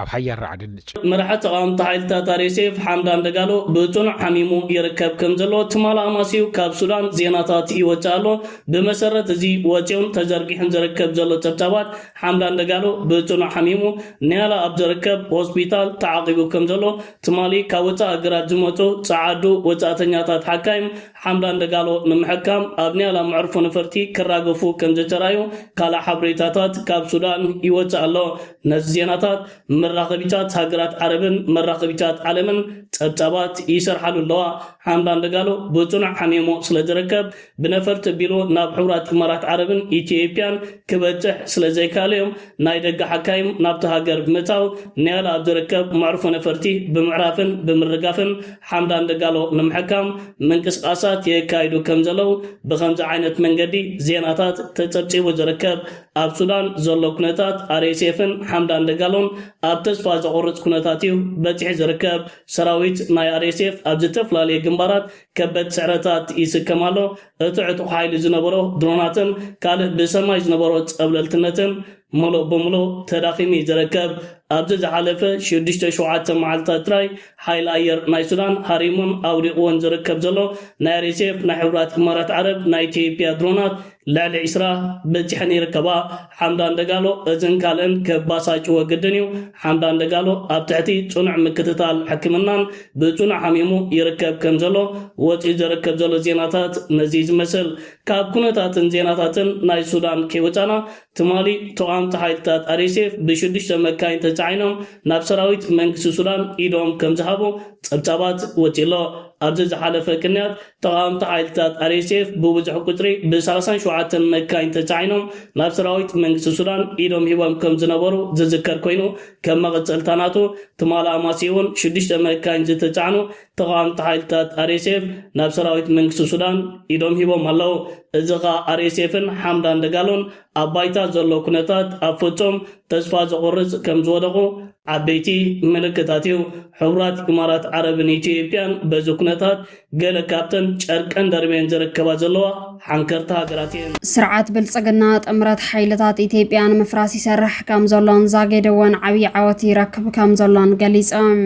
أبي أحمد نوسان سوى سلطانات بالصقنا أكيبون إثيوبيا حرقا زخانات أمرات حيلتات إثيوبيان مفراس إنتك أمل زلنا ميل عبي عوات ممزقاب جميرا لكبل زقلس انتخون أتزتك أمل زل ميلا دما قدايا ديسابا كم زخانا دكتور ميلكيس حبيرم بمسارة حابريتا دكتور ميلكيس أبي أحمد أو قدايا ديسابا استفلالي وسانتات من محللافنا عبي أجندا خوين خلص المقبارنان فانون أورومونس آنات قنبارن نابقونسي كم روحو غيرنا اينا كبل كم زتناقرة تفليتو علام فانون أورومونس آنات قنبارن أول لق حبيرا مانسان سراويج بالسقنا يقالسو كم زلو زفلت اقوان تخونا قدايا ديسابا بزملكات جن حيلتات فانو مقلز كم زوزو يفلات سلازة دما بالسقنا فانون أورومونس آنات قنبارن أو كبير قرحن تنمئتاون حبيرا من كي يسرحنا مقبارن قدايا واننات ديسابا عويا أجندا خوينا خاص الكم زقبارن بقوا بيلو دما أمرات حيلتات كم زداخة من قليز الله أزي كم زيلن هلو مرحي حيلتات فانون قزيوي مرحيت أمرات حيلتات إثيوبيان زخونا زمني كاسيقن أتت أمرات كم زتا مسرتن تلأخ أودلو كم زخونا قليز الله دكتور دبرز ونت أمرات كم زتا مسرتن بزح عبالات دمات شعاته كم زدرسان قليز الله حوحات عبزوز أوتا سمنا ومقلز قالس حزب تقرايا وسان معراف كم زبزحا قليز الله مرحت بالسقنا زخانو أبي أحمد دينا مفتن بوغنا متتقورنت علاو بزخانو من قد كم زتجمران مقلاس برات بمتقواسن حزب إثيوبيا ملأختا محلالي فمالوم كابزة بتوساخي دينا مفتي حدش زأتواز وارات النار أي حيلتات أمرات منس بالسقنا نابكينات مأتاو أي واسقو من كبلنا فكرة فيديو لغي غيركا بتماساسال زينا سرعة بالسقنا أوروما بالعلي إيرتراوان كالي مدنقز فخر رسمي علام سرعات بالسقنا بمنكستاوي ميديو بيلو قلف إيرتراوان عب إيدنا أيو كبل فكيرو علام بالسقنا بتب ميديو زوز أول على ونت إيرتراز سعرار مجلس إيرترا أكاد إثيوبيان مقبار إثيوبيان ملئ وتهدرو قلبت كامزلوا قليسو علام بالسقنا بحد وجن شعبية صمد فتيرو كاب سلطاني كألين مدلوات ودي الله تانكتاتون سراويتون ون عب ملئ تجراي اتي ركب بمبال ناب أمريكا محسنتان نقرب زركب انتخون بتخالي وجن دمانة إيرترا أولفي عب إيديالون نابلي فكر محلاو عبي أجندا خويني ركب ፕሮፌሰር መስፍን አርአያ ናብ ኣሜሪካ መፂኦም ዘሎ እዚ ከዓ ኣቀድማ ቢሉ ፕሮፌሰር መስፍን አርአያ ነቲ ኣዲስ አበባ ናይ መን እያ ዝብል ንዑ ይመርሖ ከም ዝነበረ በቲ ዝካየድ ዝነበረ ኩነታቱን ሕጉስ ከምዘይ ምዃኑ እውን ክገልፅ ፀኒሑ ኣብ ዝተፈላለዩ ማሕበራዊ ሚድያውን ተኸታቲልኩም ክትኮኑ ተስፋ ገብር። አንከር ሚድያ ዘውፅኦ ኣቀድማ ቢሉ ኣዝዩ ኣገዳሲ ሓበሬታ ሰበር ዜና ኣሎ ሞ ናብ ከብሎም ሀገራዊ የምክክር ኮሚሽን የመጨረሻውን የውሳኔ ሐሳብ ይፋ ለማድረግ እየተዘጋጀ ባለበት በዚህን ወቅት የኮሚሽኑ ዋና ኮሚሽነር ፕሮፌሰር መስፍን አራያ አሜሪካን መግባታቸው ተሰማ። ለጊዜው የተሰጠው ምክንያት በቤተሰብ ጉዳይ የሚል እንደሆነ አንከር ሚዲያ የደረሰው መረጃ ያመለክታል። እዚህ አሜሪካን በዋሽንግተን ዲሲ አካባቢ ከትላንት በስቲያ መግባታቸው የተገለጸው የምክክር ኮሚሽኑ ዋና ኮሚሽነር ፕሮፌሰር መስፍን አራያ በአዲስ አበባ ጉዳይ ከኦህዴድ ብልጽግና ባለስልጣናት ጋር ከፍተኛ ውዝግብ ውስጥ መሰንበታቸውንም የገለጹት የአንከር ሚዲያ ምንጮች ከሀገር የወጡበት ትክክለኛ ምክንያትም ከዚሁ ጋር የተያያዘ ሊሆን እንደሚችል ጠቁመዋል። ከሀገር ሲወጡ በብልጽግናው አገዛዝ መልካም ፍቃድ ይሆን በሌላ መንገድ የታወቀ ነገር የለም። ከአንድ ወር በላይ የዘለቀው የምክክር ኮሚሽኑ ጉባኤ የመጨረሻው ዕለት ረቡዕ ይፋዊ መግለጫ ከመሰጠቱ በፊት ከሀገር መውጣታቸው ከቤተሰብ ጉዳይ አሊያም ከጤና ጋር የተያያዘ እንዳልሆነና ለረጅም ጊዜያት ከኦህዴድ ብልጽግና ከፍተኛ ባለስልጣናት ጋር የተፈጠረው የሻከረ ግንኙነትን ተከትሎ በመጨረሻው ሰዓት ከኮሚሽኑ ሂደት ተለይተው አሜሪካን መግባታቸውን ለማረጋገጥ ተችሏል። ባልተለመደ ሁኔታ ተከታታይ መግለጫዎችን እየሰጡ ያሉት ምክትል ኮሚሽነር ወይዘሮ ሂሩት ገብረስላሴ ሲሆኑ እኚህ ሴት የኦህዴድ ብልጽግናን ተልዕኮ በማንገብ በዋናነት ሂደቱን ሲመሩ እንደነበረ ከዚህ ቀደም መዘገባችን የሚታወስ ነው። አንከር ሚዲያ ፕሮፌሰር መስፍን አርአያ ከኦህዴድ ብልጽግና አገዛዝ ጋር በተፈጠረ አለመግባባት ከሀገር ለመውጣት መገደዳቸውን በተመለከተ ተጨማሪ መረጃዎችን ለማግኘት ጥረት እያደረገ ይገኛል። በዚህን ወሳኝ ወቅት የኮሚሽኑ የመጨረሻ ይፋዊ መግለጫ ሊሰጥ 2 ቀናት ሲቀሩት ወደ አሜሪካ መምጣታቸው በሂደቱና በውጤቱ በተለይም ከአዲስ አበባ ጋር በተያያዘ የኦህዴድ ብልጽግና አገዛዝ የኢትዮጵያን ሕዝብ ፍላጎት በመደፍለቅ ተፈጻሚ ሊያደርገው ያቀደውን ተልዕኮ በመቃወም እንደሆነ የሚያሳዩ መረጃዎች እየወጡ ናቸው። በባሓደ ሰው ፕሮፌሰር መስፍን አርአያ ቅድሚ 3-4 መዓልቲ ኣብ ሆርን ፖለቲክስ ይከታተሎ ነይረ ማለት እዩ። በቲ ኣብ ናይ አዲስ አበባ ናይ መን እያ ዝብል እሱ ይመርሖ ከም ዝነበረ ተቃውሞ እውን የስምዕ ከም ዝነበረ ሕጂ ናብ አዲስ አበባ መፂሎ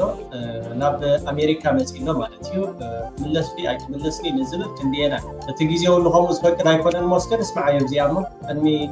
4 መዓልቲ ዝተዘርግሐት ቪዲዮ ተካሪዎች እስካሁን ድረስ ውጤት እያሳዩ ነው። 4000 ተመልከቱ። 8 ቦታ 500 ሆነው በስነ ስርዓት እየተመካከሩ ነው። 4000 ከተለያዩ ቦታ የመጡ ህዝቦች ወገኖቻችንን ይዞ እዚህም እዚያም አልፎ አልፎ ድምጾች ጎላ ብለው ተሰሙ ማለት ምንም አይደለም። በእያንዳንዱ 500 ውስጥ የተለያየን ባለድርሻ አካላት ነው። እዚህ ውስጥ እንግዲህ ዋናዎቹ ደግሞ ተመካካሪዎቹ ናቸው። በዚህ ሁሉ ሂደት ውስጥ የሚነሱ የተወሰኑ ሰጣ ገባዎች ሂደቱ እንደተዳከመ ወይም ደግሞ ሂደቱ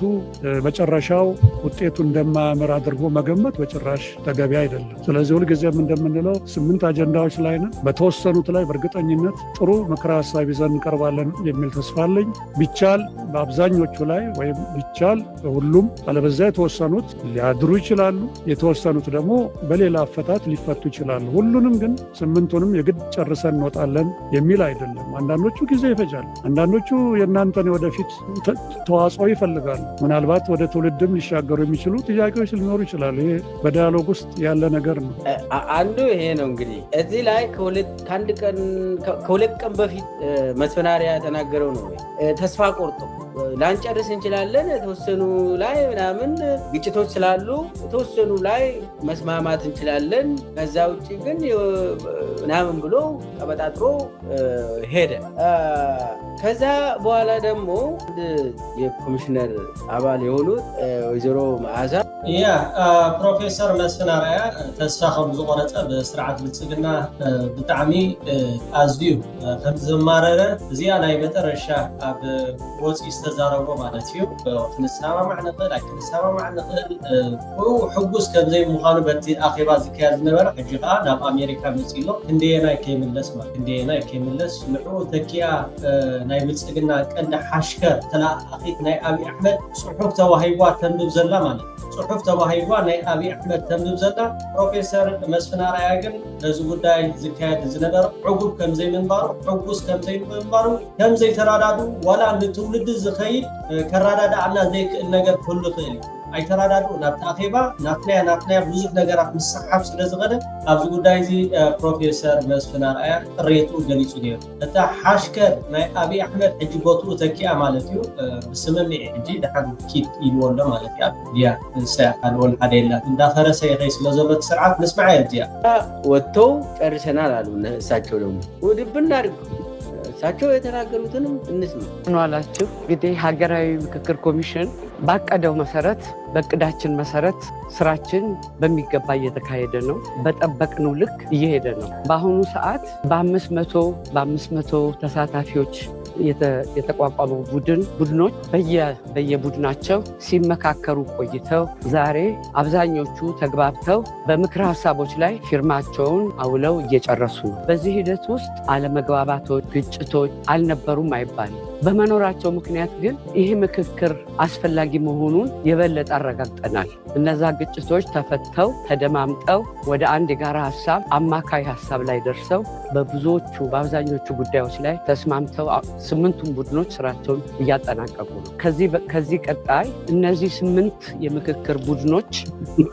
ያዘጋጇቸውንና የተስማሙባቸውን ምክረ ሀሳቦች የሚያጣጥም ሃርመናይዝ የሚያጣጥምና የሚቃረኑ ነገሮች እንዳይኖሩ የሚጠነቀቅ ወይ ደግሞ ድግግሞሽ ያሉባቸው ምክር ሀሳቦችን ወደ አንድ ለማምጣት የሚሰራ ቡድን ተቋቁሟል።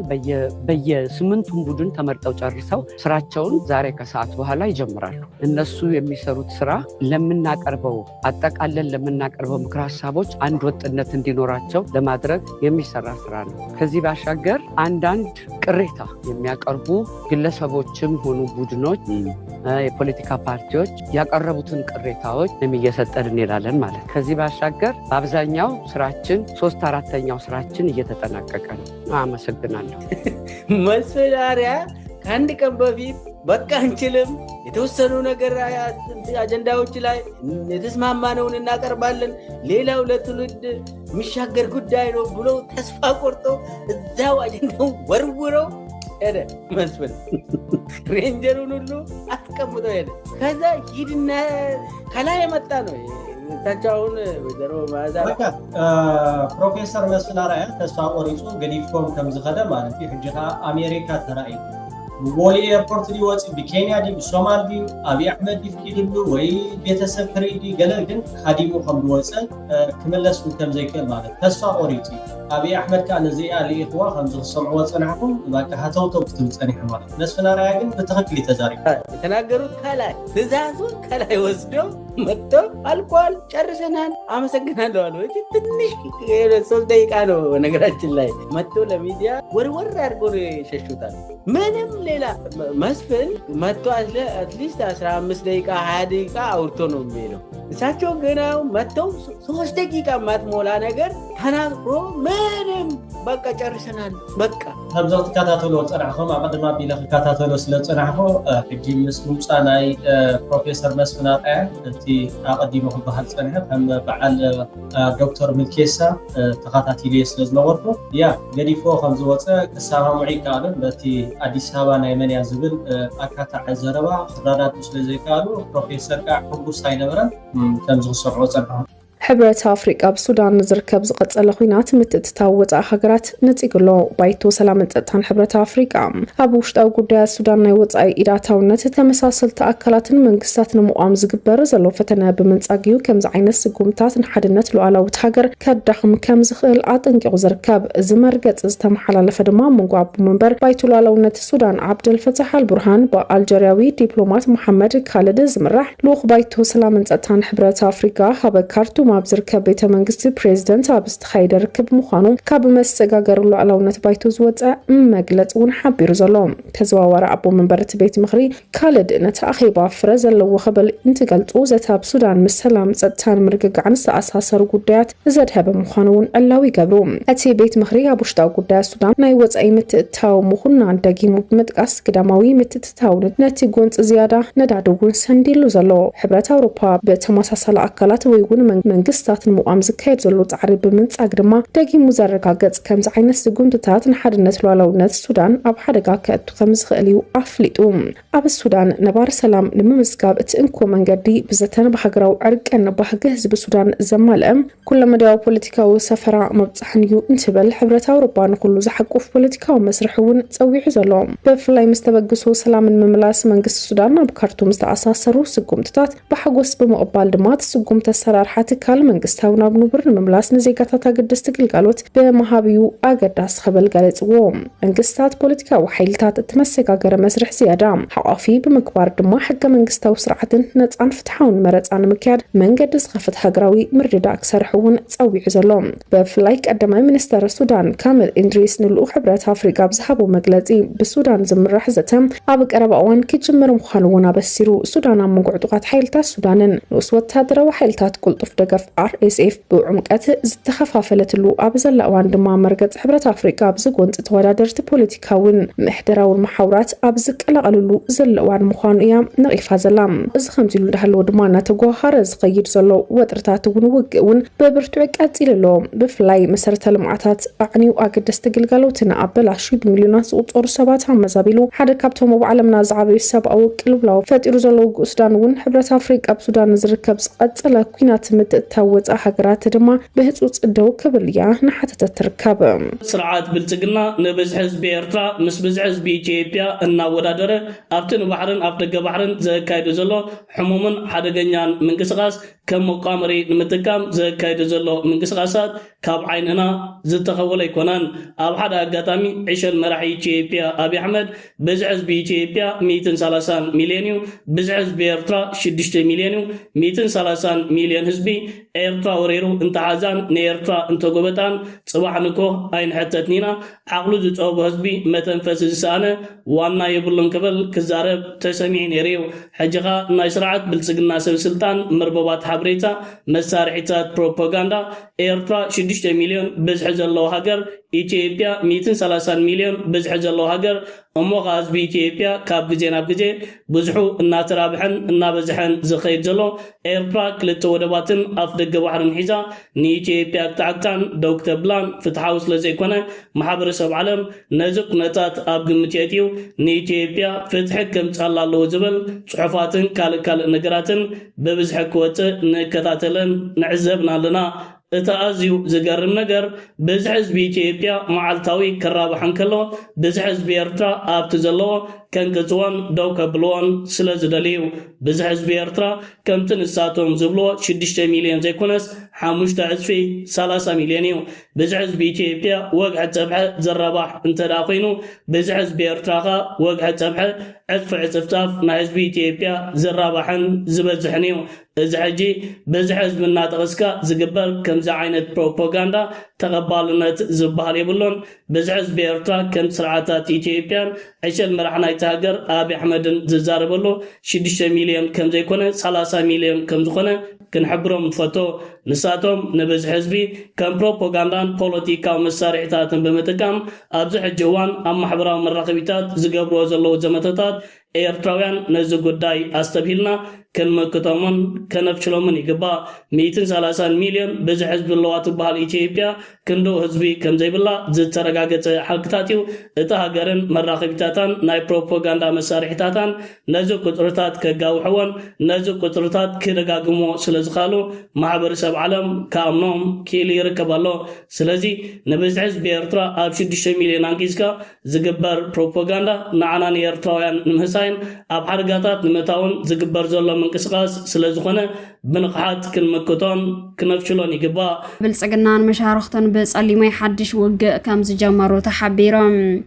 ብልጽግና ኦሮሞ ብዝተፈላለዩ ግንባራት ኣብ ልዕሊ ትግራይ ተደጋጋሚ ትንኮሳታት ብምግባር ንትግራይ ጎቲቱ ናብ ኩናት ክእትዋ ይደሊ እኳ እንተሃለወ ሰራዊት ትግራይ ግን ፀረ ምጥቃዕቲ ብምግባር ባዕሉ ካብ ምክልኻል ሓሊፉ ዝወሰዶ ስጉምቲ ከም ዘየለ እዩ ዝግለጽ ዘሎ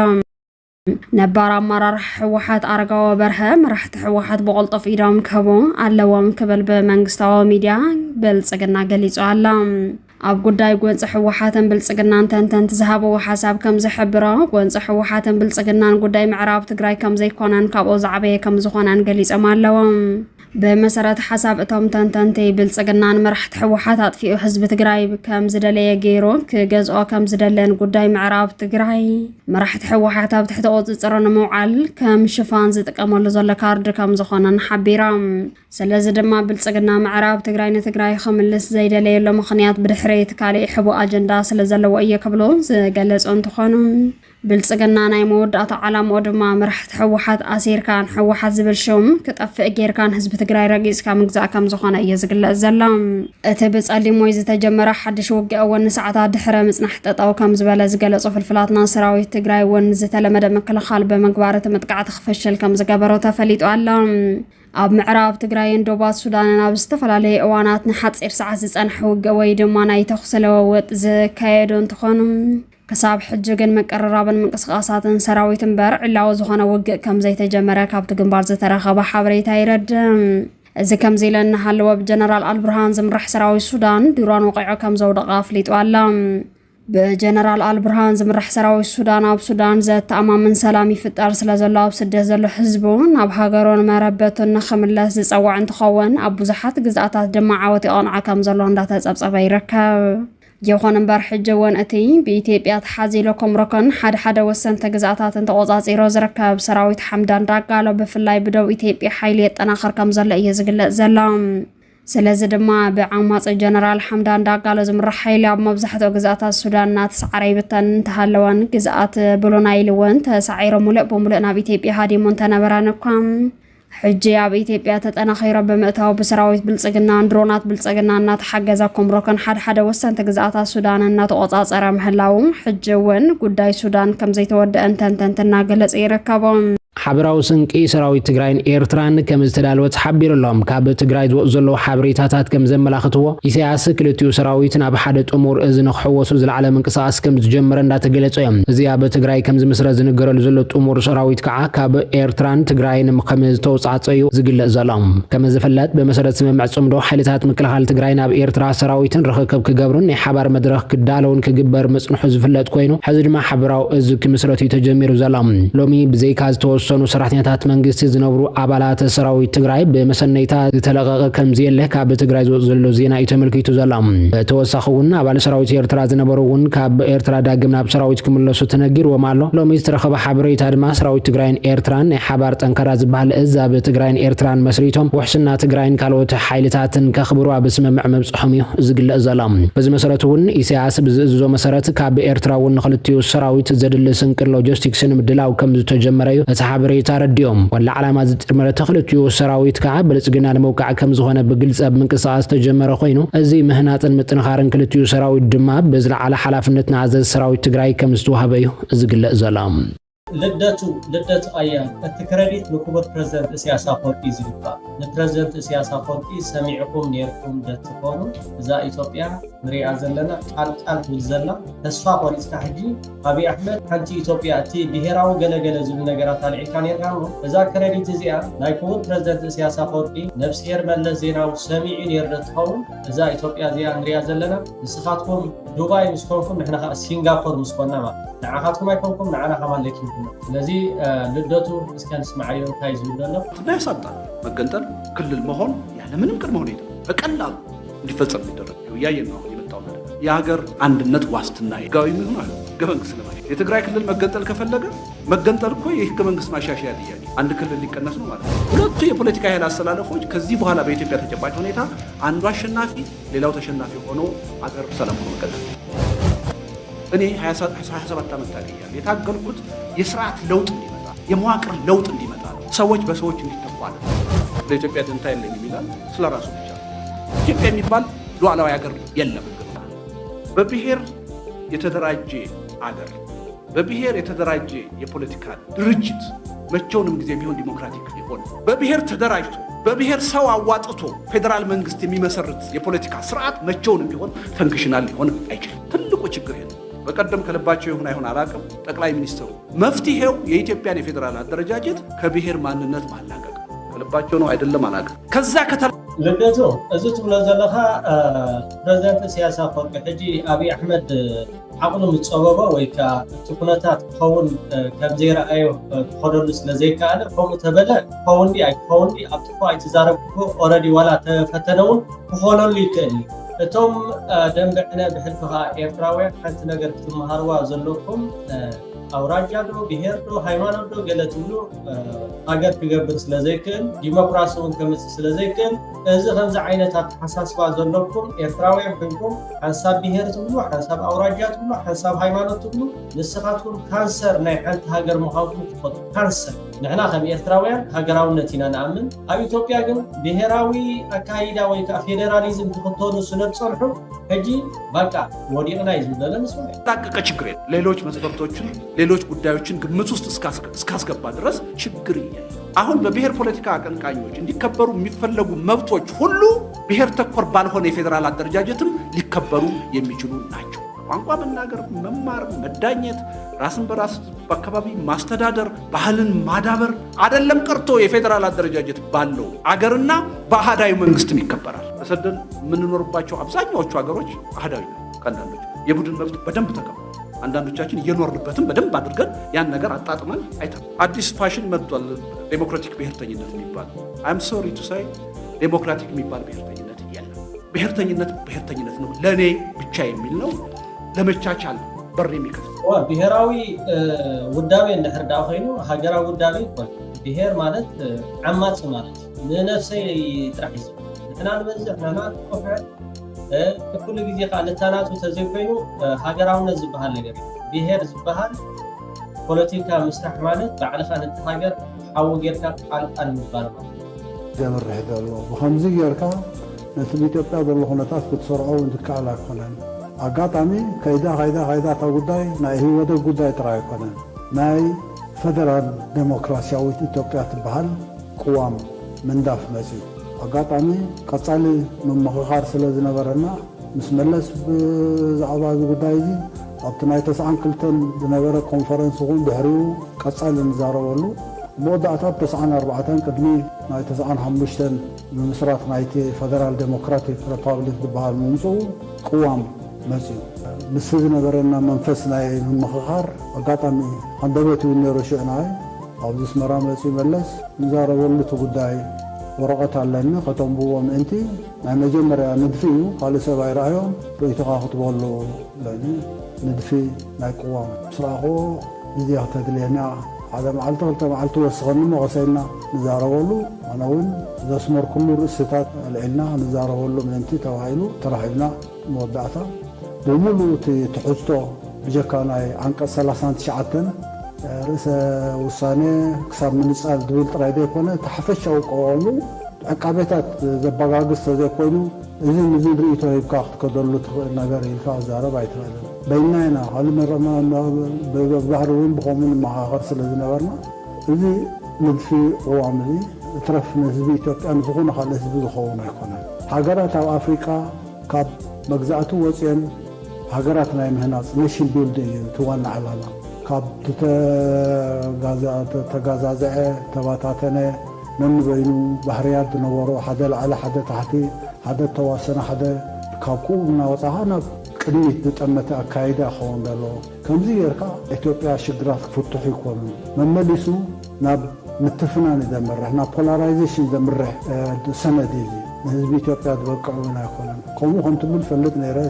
እዚ ናትካ ቀራርባ ኣይዲያሊስት እዩ ከምኡ ዝበሃል ነገር ብግብርነት መፅእ ኣይኮነን። ፅዋዕ ንግቦ ናብ ምብትታን ተምፅእ ካልእ ኣማራፂ ብልና ንሕና ኢትዮጵያ ንሕዛ እንተኮይና ብከምኡ ጥራይና ንሕዛ ከይዳ ተዘረባ ኣብ ፈንጂታት መፅእ ብጀካቲ ናይ ህወደግ ኣብ ላዕሊ ፅላል ኣምሲልካ ናይ ኩሉ ተሳታፍነት ዘለዎና ምሰልካ ዝግበር ፈተነታት ኣብቲ ቅዋም ተረጋገፀ ንዕኡ ዝኸውን ስርዓት ተምፅእ ከመይ ጌርካ ተመሓድሮ ከመይ ጌርካ ተብሎ መመሊስካ ናብ ምትፍናን ዝኸይድ ዓይነት ተበግሶ እንታይ ረብሓ ኣለዎ መወዳእታ ኣና ይተወፃፃና ንኸማ ጥራይ ተወፃፃና ኣብዚኣ ፈንጂ ንገብር ኣብዚኣ ፈንጂ ንገብር ኣብዚኣ ፈንጂ ንገብር ተጥዒሙና ብኣቲ ኽፅል ተዘይኮነ ከዓ ነተን ፈንጂታት ኩለን መንቱጓል እምበር ካልእ ኣማራፂ የለን ከምዚ ጌርካ ምህናፅ ክመፅእ ኢሉ ኣመፅእ ከምዚ ጌርካ ሃገር ተሃንፅ ኣይትኽእልን ኢኻ መመሊሱ እናተላገበን እናሓድሕዱ እናተወሃሃድ ሕጂ እንታይ እዩ ዝብለሎ ክቡር ፕረዚደንት ኢሳያስ ኣፈወርቂ እዚ ከምዚ ኢለ እናሃለወ ኣብ ወሎ ኣብ ዝግበር ዘሎ ውግእ ሓይልታት ፋኖ ዓወት ይቐንዓም ከም ዘሎ ተሓቢሮም ካብ ፍልፍላትና ዝተረኸበ ሓበሬታ ከም ዝገለጾ ኣብ ሰሜን ወሎ ፍሉይ ቦታ ዘወላ ከባቢ ኣብ ዝግበር ዘሎ ከቢድ ውግእ ሰራዊት ብልጽግናን መሻርክትን ከቢድ ጉድኣት ከም ዝበፅሖም ተገሊጾም ምንጭታት ፋኖ ዘውፅዎ ሓበሬታ ከም ዝገለጾ ሰራዊት ብልጽግና ልዕሊ 800 ምሩኻት ልዕሊ 500 ሞታትን ቁስላትን ከም ዝኾነን ታንክታት ሓዊሱ ድርዓት ከም ዝተቓጸላን ከም ዝተማረኻን ተገሊጹ ኣሎ ነዚ ሲዕቡ ድማ ሰራዊት ብልጽግናን መሻርክትን ስትራቴጂክ ቦታታት ዘበል ሓዲዩ ይሃድም ከም ዘሎ እንዳተገለጸ እንትኸውን ፍልፍላት ብልጽግና ዝኾና ሚድያታት ግን ኣብ ተዘካየድ ዘሎ ውግእ ሰራዊት ትግራይ እውን ይሳተፍ ከም ዘሎና ገለጻ ይረከባ ይኹን እምበር ነቲ ሚድያታት ብልጽግና ዝገብሮ ዘለዋ ወፍሪ ምርግጋጽ ከም ዘይተኸኣለን ናይ ብልጽግና ፕሮፓጋንዳ ክኸውን ከም ዝኽእል እንዳተገለጸ ይርከብ እዚ ከምዚ ኢሉ እናሃለወ ብልጽግና ናይ ድሮን ድብዳብ ከም ዝፈጸመ ተሓቢሮም ሕጂ ዝወፀ ሰበር ዜና ከም ዝገለጾ ኣብ ወረዳ እንደርታ ጣብያ ቀዳማይ ወያነ ደንዴራ ዝበሃል ከባቢ ናይ ድሮን መጥቃዕቲ ከም ዝተፈጸመ ተሓቢሮም እቲ መጥቃዕቲ ሎም ረፋር ሰዓት 3 ፈርቓና ኣቢሉ ኣብ ወረዳ እንደርታ ጣብያ ቀዳማይ ወያነ ከባቢ እንዳ ብላታ ሃይለ ማርያም ረዳ ናይ ድሮን መጥቃዕቲ ከም ዝተፈጸመ ካብቲ ቦታ ዝወፀ ሓበሬታ ኣመልኪቶም ዋና ዓላምኡ ድማ ኣፅዋር ንምዕናው ከም ዝኾነ ዝተገለጸ እንትኸውን ኣብቲ ሰፈር ዝነበረ ሰራዊት ትግራይ እውን ጉድኣት ከም ዝበፅሖ ተገሊጾም ክሳብ እዚ ዜና ዝዳለወሉ ግዜ ብወገን ትግራይ ዝወፀ መግለፂ የለን ቅነ በዓል ኣሸንዳ ምዃኑ ስዒቡ ኣብ ትግራይ ዘሎ ድባብ ደበና ኩናት ዝሓዘለ እምበር በዓል ዝመስል ሃዋህው ከም ዘየለ ዘመላኽት ሓበሬታ እናወፀ ይርከብ ኣሸንዳ ዝኽበር መንእሰይ ኣብ ትግራይ ኣለዎ ንምባል ይኸብድ እዩ ዝብሉ ፍልፍላት ሎም ዓመት ድማ ብድሙቕ ዝበዓል ዝነበረ ናሓሳ 16 በዓል ኣሸንዳ ከቢድ ሸቕሎትን ፍርሕን ተሓንጊጡ ከም ዘሎ እዩ ዝግለጽ ዘሎ ብምኽንያት በዓል ኣሸንዳ ናብ ትግራይ ዝጓዓዝ ዝነበረ ቁፅሪ ሰብ ድማ ነኪዩ ካብ ትግራይ ናብ ኣዲስ ኣበባ ዝመጽእ እምበር ነቲ በዓል ንምኽባር ናብ ትግራይ ዘምርሕ እናቐነሰ ምዃኑ እዩ ዝሕበር ኣብ ትግራይ ጋጢሙ ብዘሎ ደበና ኩናት ካብ ከተማታት ትግራይ ናብ ማእኸል ዓዲ ዝግበር በረራታት ተራእዩ ብዘይፈልጥ መልክዑ ድማ ናወስኺ እንትኸውን ብኣንጻር እውን ካብ ማእኸል ዓዲ ናብ ትግራይ ዘምርሕ ቁፅሪ እውን ነኪሎም በብዓመቱ ካብ 16 ናሓሰ ዝጅምር ንኣስታት 3 መዓልታት ዝጸንሕ በዓል ኣሸንዳ ናብ ትኽልል ዝውሕዙ በጻሕቲ ንፌስቲቫላትን ኣብዚ ዓመት ድማ ነኪሎም ጸብጻባት እውን የመላኽቱ ኣብዚ ሰሙን ድማ መብዛሕትኡ ግዜ ብዙሓት ደቂ ዓድን በጻሕትን በዓል ኣሸንዳ ናብታ ከተማ ዝውሕዝሉ ሰሙን ከም ዝኾነን እዚ ከምዚ ኢሉ እንዳሃለወ ግን ናይ መሬትን ኣየርን መጓዓዝያ ናብ ትኽልል ዝኣትዉ ሰባት እውን ኣዝዩ ልዑል እኳ እንተነበረ ሕዚ ነገራት ዝተገላበጡ ይመስሉ ክብሉ እውን ነበርቲ ይገልጹ ሕዚ ግን ኣብ ትግራይ ዝግበር ዘሎ ምድለዋት ናይ በዓል ዘይኮነስ ናይ ኩናት ይመስል ዝብሉ ፍልፍላት ብፍላይ እቶም መናእሰያት ብበዝሒ ካብቲ ዞባ ወፂኦም ከም ዘለው እቲ ሃዋህው ድማ ነቲ ዞባ ካብ በዓል ንላዕሊ ኩናት ክመስል እውን ጸሊውሎ ካብ ትግራይ ዝወፅእ መንእሰይ እናበዝሐ ብምዃዱ ንቡር በረራታት ድማ ናብ ከተማ መቐለ ኣብ መዓልቲ 6 በረራታት ጥራሕ ዘካይድ ኣማራፂ መጓዓዚ ኣየር መርከብና ከብደ እውን ይኸይድ ኣሎ ልዕሊ 2 ሰሙን ምጽባይ እውን እናጸገመ ይኸይድ ዘይ ምዕሩይ ተጓዓዝቲ ኣብ መንጎ መቐለን ኣዲስ ኣበባ እናሰፍሕ ዝኸይድ ዘሎ እንትኸውን ካብ ኣዲስ ኣበባ ናብ ከተማ መቐለ ብመጓዓዚ ኣየር ካብ መቐለ ናብ ኣዲስ ኣበባ ዝጓዓዙ ሰባት ዝረአ ዘሎ ዘይ ምዕሩይነት ንጠለብ መገሻ ህዝቢ ካልእ ኣሉታዊ ጉዳይ ኮይኑ ይርከብ ኣብ ቀረባ እዋናት ዝረአ ዘሎ ዘይተመጣጠነ ናይ ጉዕዞ ምንቅስቓስ ድማ ኣብ ኣዲስ ኣበባ ዝነበሩ ብትራንስፖርት ናብ ኣዲስ ኣበባ ንምኻድ ንኣስታት 12 መዓልታት ኣብ መስርዕ ከም ዝተጸበዩን ምስ ተመለሱ ግና ነታ ነፋሪት ከይተረፈ ክመልኡ ዝኽእሉ ውሑዳት ሰባት ጥራሕ ምንባሮም እዮም ዝገልጹ ዘለዉ ብፍላይ ናብ መቐለ ዝምለስ መንእሰይ ኣብዚ ሕዚ እዋን ድሩት ቁጠባዊ ዓቕሚ ዘለዎም ሰባት ብሰንኪ ፍርሒ ኩናት ካብ ትኽልል ይወፁ ብምህላዎም ድማ ናብ ከተማ መቐለ መዓልታዊ በረራታት 6 ብዝበፅሐሉ ብርከብ እውን እናቐጸለ እዩ ናብ ኣዲስ ኣበባ እንተዘይኮይኑ ናብ መቐለ ዝጓዓዝ ተጓዓዛይ ድማ ውሕድ እዩ እቲ ናይ ሎሚ ዓመት ምድለዋት በዓል ኣሸንዳ ኣብዚ ሰሙን እዚ ኣብ ትግራይ ዓመታዊ በዓል ዋለዳ አሸንዳ ንምጽምባል ናብ ክልል ዝግበር ዝነበረ ኩሉ መገሻታት እውን ዳርጋ የለን ክበሃል ናብ ዝኽእለሉ በርኪና ተሰጋገረ ከም ዝርከብን ብመሰረት እዚ ድማ መንእሰይ ነባረ ከተማ መቐለ እውን ኣብ ዝሎሙ ዓመት ድማ ኣሸንዳ ከኽብር ድዩ ዝብል ግን ሕቶ ዝፈጠረ እዩ ናይ በዓል ዝመስል ሃዋህው የለን ህዝቢ መቐለ ወፂኡ ኣብ ኣዲስ ኣበባ እዩ ዘሎ እዚ ኩናት ክሳብ ዝውዳእ እውን ይብሉ ነበርቲ በዓል ኣሸንዳ በብዓመቱ 16 ነሓሰ ዝኽበር እንትኸውን ብፍላይ ኣብ ርዕሰ ከተማ መቐለ በሰፊሑን ብድምቁን ይበዓል ኣብዚ ሕዚ ሰዓት ግን ነቲ በዓል ክብሉ ዝኸዱ በጻሕቲ ቁፅሪ ብምንካይ ካብቲ ከተማ ዝወፁ ይዛይዱውን ኣለዉ ጄኖሳይደር ብልጽግና እንተዘይጠፊኡ ሉዓውነትን መስል ዓርሶ ውሳነን ትግራይ ክረጋገዝ ተመዛበለን ዝተሰደደን ህዝቢ ትግራይ ብሰላማዊ መንገዲ ናብ መረበቱ ክምለስ ዘይሕሰብ ይክብሉ ኣጋይሽ ገሊጾም ኣለዎም ጸላእ ዝህንደድ ዘሎ ዘይመለኦ ፕሮጀክትስ እንተት ህዝቢ ትግራይ ክኽምበት እምበር ንሓደ ውድብ ወይ ውልቀ ሰብ ከጥፋ ይኮነን ኣመሓዳሪ ወረዳ ጣንቋ ምላሽ ኣይተሓጎስ ሃደራ ካብ ስልጣን ወፃ ካሊእ መርኣይ ዘይብሉ ጄኖሳይደር ውልቀ መላኽ ገዛዛ ኣብይ እንተዘይጠፊኡ ህዝቢ ትግራይ ጥራይ ዘይኮነስ ህልውና ብሄረሰባትን ህዝብታትን ኢትዮጵያ ኣብ ሓደጋ ከም ዝወድቕ ገሊጾም ኣለዎም ጫፍ ጽልእ ተጋሩ ዘሎ ስርዓት ብልጽግና ንምምካት 4 ዓቕምታት ጫፍ ብልሕምኸተ ሰራዊት ትግራይ ህዝብን መንግስትን መሪሕ ውድብ ሕወሓትን ሓበራዊ ቅልጽምን ፈጢሮም ምውፋሮም ገሊጾም ኣለዎም ህልውናና ዘረጋግጽ መሰረታዊ ዓቕሚ ውሽጣዊ ሓድነታ እዩ ዝበሉ ኣይተሓጎስ ሃደራ ጾምዶ ድማ ሓበራዊ ጸላኢ ብሓባር መኪትካ ሓበራዊ ህልውናኻ ንምውሓስ ዕድል ዝፈጥር ወሳኒ ምሕዝነት ብምዃኑ ካብዚ ንላዕሊ ተጠናኺሩ ክቕጽል ይጠልቦም ህዝቢ ትግራይ ብታሪኹ ንሓደ ህዝቢ ከም ህዝቢ ጸላእ ገይሩ ርእዩ ከም ዘይፈልጥ ብምሕባር ሕሉፋት ጉድለታት ከይድገሙ በመስራሕ ንቐጻሊ መጻን ረብሓን ምግዳስ የድሊ ኢሎም ተወካሊት ስርዓት ጾታ ወረዳ ኣምባሰነይቲ መምህር መዓዛ ገብረመድህን ስርዓት ብልጽግና ጸረ ትግራውነት ምዃኑን ብምግላጽ ቁልፊ ደምሳሳይ ዓቕምና ሓጺናዊ ሓድነትና ኢለን ኣለዎም ዘላቂ ሰላም ሓደ ህዝቢ ዝረጋገጽ ምስ ጎረባብቱ ጥቡቕ ምሕዝነትን ተልይዎ እዩ ብምባል ርክብ ህዝብን ህዝቢ ጎረባብቱ ክልላትን ሃገራትን ክጠናኸር ተላብየን ምክትል ከንቲባን ሓላፊ ዘፈር ቁጠባ ከተማ ዓብዪ ዓዳይ ተዘርኣይ ሓጎስ እቲ ቃልሲ ኣብ መንጎ ኣይትነብሩን ክንነብርኢና ዝብሉ ሓይልታትን ምዃኑን ብምንጻር ጸላኢ ትግራይ ካብ መድረገጽ ክጠፍእ እንተሰርሕ ተጋሩ ድማ ዘበት ንብርሰት ኢልና ጽንተትና ንምዕጋት ንቃለስ ኣለና ኢሎም ዝተፈላለዩ ናይ ፖለቲካ ራእያን ተሓሳስባን ክህልወና ግድን እዩ እዚ ትግራይን ተጋሩን ከጥፍእ ዝተለዓለ ጸላኢ ግን ብፖለቲካዊ ፈላላይና እውን ዝገድፈና ጸላኢ ኣይኮነን ብምባል ሓድነት ንኸይትጠፍእ ንሃለዋትን ድሕነትካን ምዕሳል እምበር ኣባል ሓደ ውድብ ምዃን ማለት ከም ዘይኮነን ዘነጸሩ ምክትል ከንቲባ ከተማ ዓብዪ ዓዳይ ተዘርኣይ ሓጎስ ጸላእ ዝህንደድ ዘሎ ዘይመልኦ ፕሮጀክት ጽንተት ህዝቢ ትግራይ ክኽምበት እምበር ንሓደ ውድብ ወይ ውልቀ ሰብ ከጥፍእ ኣይኮነን እዮም ኣሎም ህዝብና እንስሳን ቅርስናን ሃፍተ ፈጥሮናን ኣብሪሱ ነበርያ ነበረ ክገብር ንዝመጽእ ሓይሊ ድማ ኣብ ውሽጢ ዓድን ወፃን ዘሎ ትግራዋይ ሓድነት ኣስጢሙ ክምክቶን ህልውንኡ ከውሕስን ጸዊዖም ኣሎም ጽምዶ ባህረ ስርዓት ብልጽግና ናይ ዝተረድኡ ውፅዓት ህዝብታት ምሕዝነትን ጥምረቱ ብምባል እቲ ስርዓት ንሓዋሮ ጥፊኢኻ ህልውና ንሕገ መንግስታዊ ምስል ዓርሱ ውሳነን ህዝብታት ንምርጋጽ ዋናውን ተመራጽን ምዃኑ ገሊጾም ኣሎም ምሕዝነትን ህዝብታት እንዲያውም ኣቐዲሙ ክስርሐሉ ይግባእ ነይሩ ዝበሉ እቶም ኣመራርሓ እዚ ድማ ንዘላቂ ሰላምን ልምዓትን ወሳኒ ብምዃኑ ተጠናኺሩ ንኽቕጽል እዮም ተላብዮም ዘሎም ብዓወት መሰስ ክትብል ትኾንካ ጽፉፍ ዝኾነ ፖለቲካዊ ሕልምን ራእይን ክህልወካ ኣለዎ ብቑዕ ዝኾነ ፖለቲካዊ ወታደራዊ ከምኡውን ናይ ኢኮኖሚን ናይ ሎጂስቲክን ቀረባት ምድላው ክግበር ኣለዎ ስለዚ ብዙሕ ነገር ስለዝሓትት ንሱ ኣብሲልካ ደምዲምካ ናብ ስራሕ ክትኣቱ ከለኻ ድሓር ናብ ተወፍሪ ክትኣቱ ከለኻ ዝኾነ ዓይነት ዝዕንቅፍ ነገር ንኸይህሉ ተባሂሉ እዩ ብዝፀፈፈ መንገዲ ይስራሕ ዘሎ ዳርጋ ናተወድአ እዩ ዘንጊዑ እዩ ዝብል ትኽክል እዩ ዘንጊዑ እዩ ዝብል ናይ ኩላትና ገምጋም እዩ ግን ተመልስካ ክትሪኦ እንተለኻ ከዓ እንታይ ዝበሃል ዘማምሓሩ ክምስሉ ከለው የነተለተለ ቤት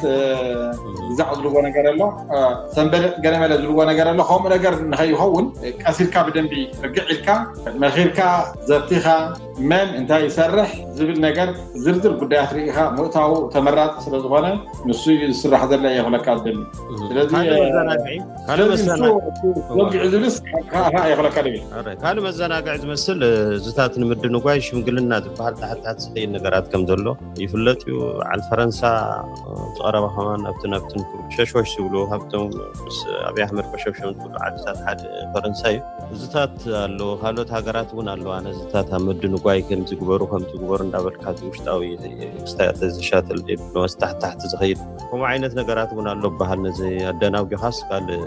ዝተደንጎየ ቁፅሪ ኢንፌቨር ኦፍ ኣብይ ኣሕመድ ከም ዝኸይድ ስለ ዝፍለጥ ማለት እዩ ዝታት እውን ኣሎ ምስ እንታይ ትብል ብዛዕባ እዚ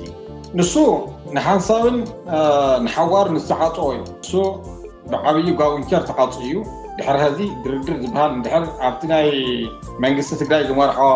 ሰሚናራት እንድሕር ርኢኻ ይኾንካ ክቡር ፕሬዚደንት ክልል ትግራይ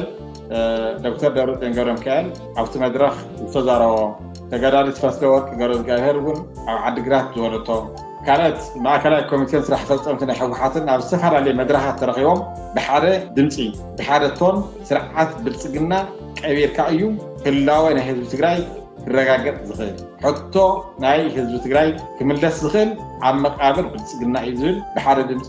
ዝተወደአ ጉዳይ እዩ ስለዚ እቶም ናይ ፅምዶ ሓይልታት ኩሎም ሕቶኦም ሓንቲ እያ ድርድር እንድሕር እኒሆ ኮይኑ ኣብይ ኣሕመድ ይወርድ ናይ ኢትዮጵያ ሰራዊት ይብተን ሽግግር መንግስቲ ይምስል እዚያ እንድሕር ተቐቢሉ ኦኬ ተኽሲ ኣየድልን بسلام كود داعي مالسي نو سلطاني يحلفه هبل شكل منك سبحانه ونايقبلن كم تزقرنا زله كلنا جار كجبرية كلنا جار بتنجح خود داعي لأن هذا حسوا فينيكن ياو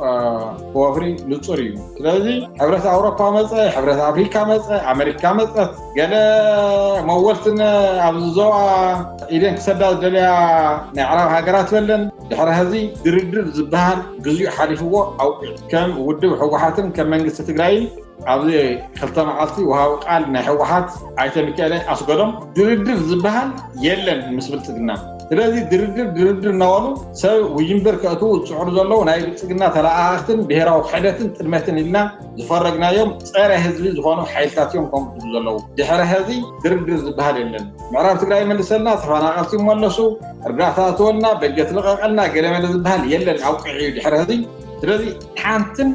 انكو عمراتي ساعات بلصقنا قبيلكا بهراو حطوታት ናይ ትግራይ መምላስ እያ ስለዚ ድርድር ዝበሃል ድሕሪ ህዚ ምስ ኣብይ ኣሕመድ ምስ ብልፅግና የለን ጥራሕ ኣብ ሕወሓት ዘይኮነስ ኣብ ኩሎም ሓይልታት እንጋድዕሎም ዘለዉ ናይ ኢትዮጵያ ኣብ ኣቶም እውን ድርድር ዝበሃል ነገር ከይህሉ ብዝተፈላለየ መንገዲ ኣሜሪካ ድዩ ሕብረት ኣውሮፓ ድዩ ሕብረት ኣፍሪካ ድዩ ካልኦት ናይ ሰብኣዊ ትካላት ድየን ውልቀ ሰባት ድዮም ዘምፅኡ ኣጀንዳ እንተሃልዩ እውን ቅቡልነት የብሉን ተባሂሉ ናብ ሓደ መደምደምታት ተወፅሑ ኣውዚ مفرخاس خيهلو وي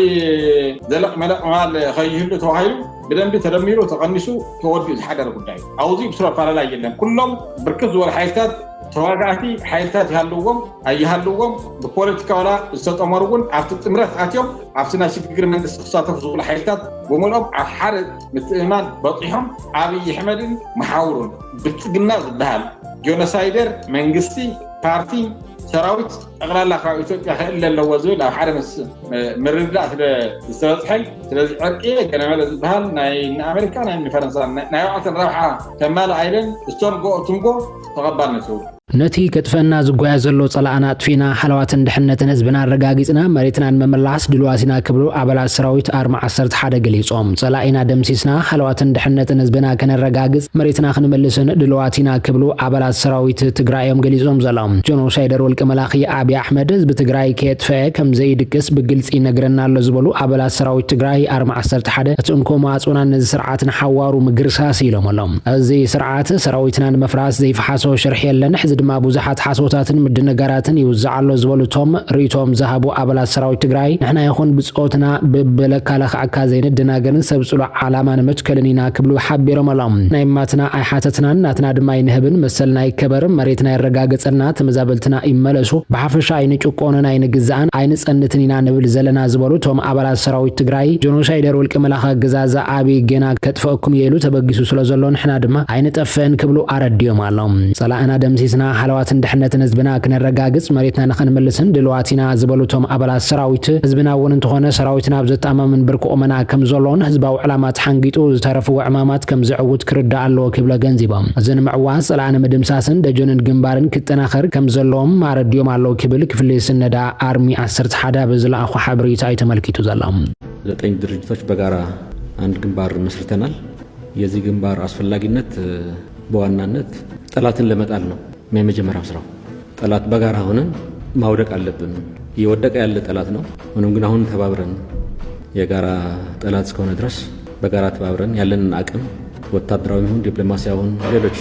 أكمل أستبابرن لمسرات وصلنا بنيام ملكاكت يجنبار كدم بلون ما قاقم يشال نبر من هون تقاقمال الذي يزجي بيهونم أسفل لاجينه يميل أمنتني عليه طلعتو يتجرح بتشاري لهم የጠላት የሁሉም የኢትዮጵያ ህዝቦች ጠላት ነው ግን በራሱ ምክንያት ትግሉ ከትግራይ ህዝብ ጋር ነው የሆነው ያለው ያገሪቱ አቅም ጠቅላላ ከዛም አልፎ የውጭ ኃይል የኤርትራ አቅም፣ የኤሜሬትም አቅም፣ የሶማሊያም አቅም፣ የሌሎችም አቅሞች ተጠቅሞ የትግራይ ህዝብ ከምድረገጽ ለማጥፋት ከፍተኛ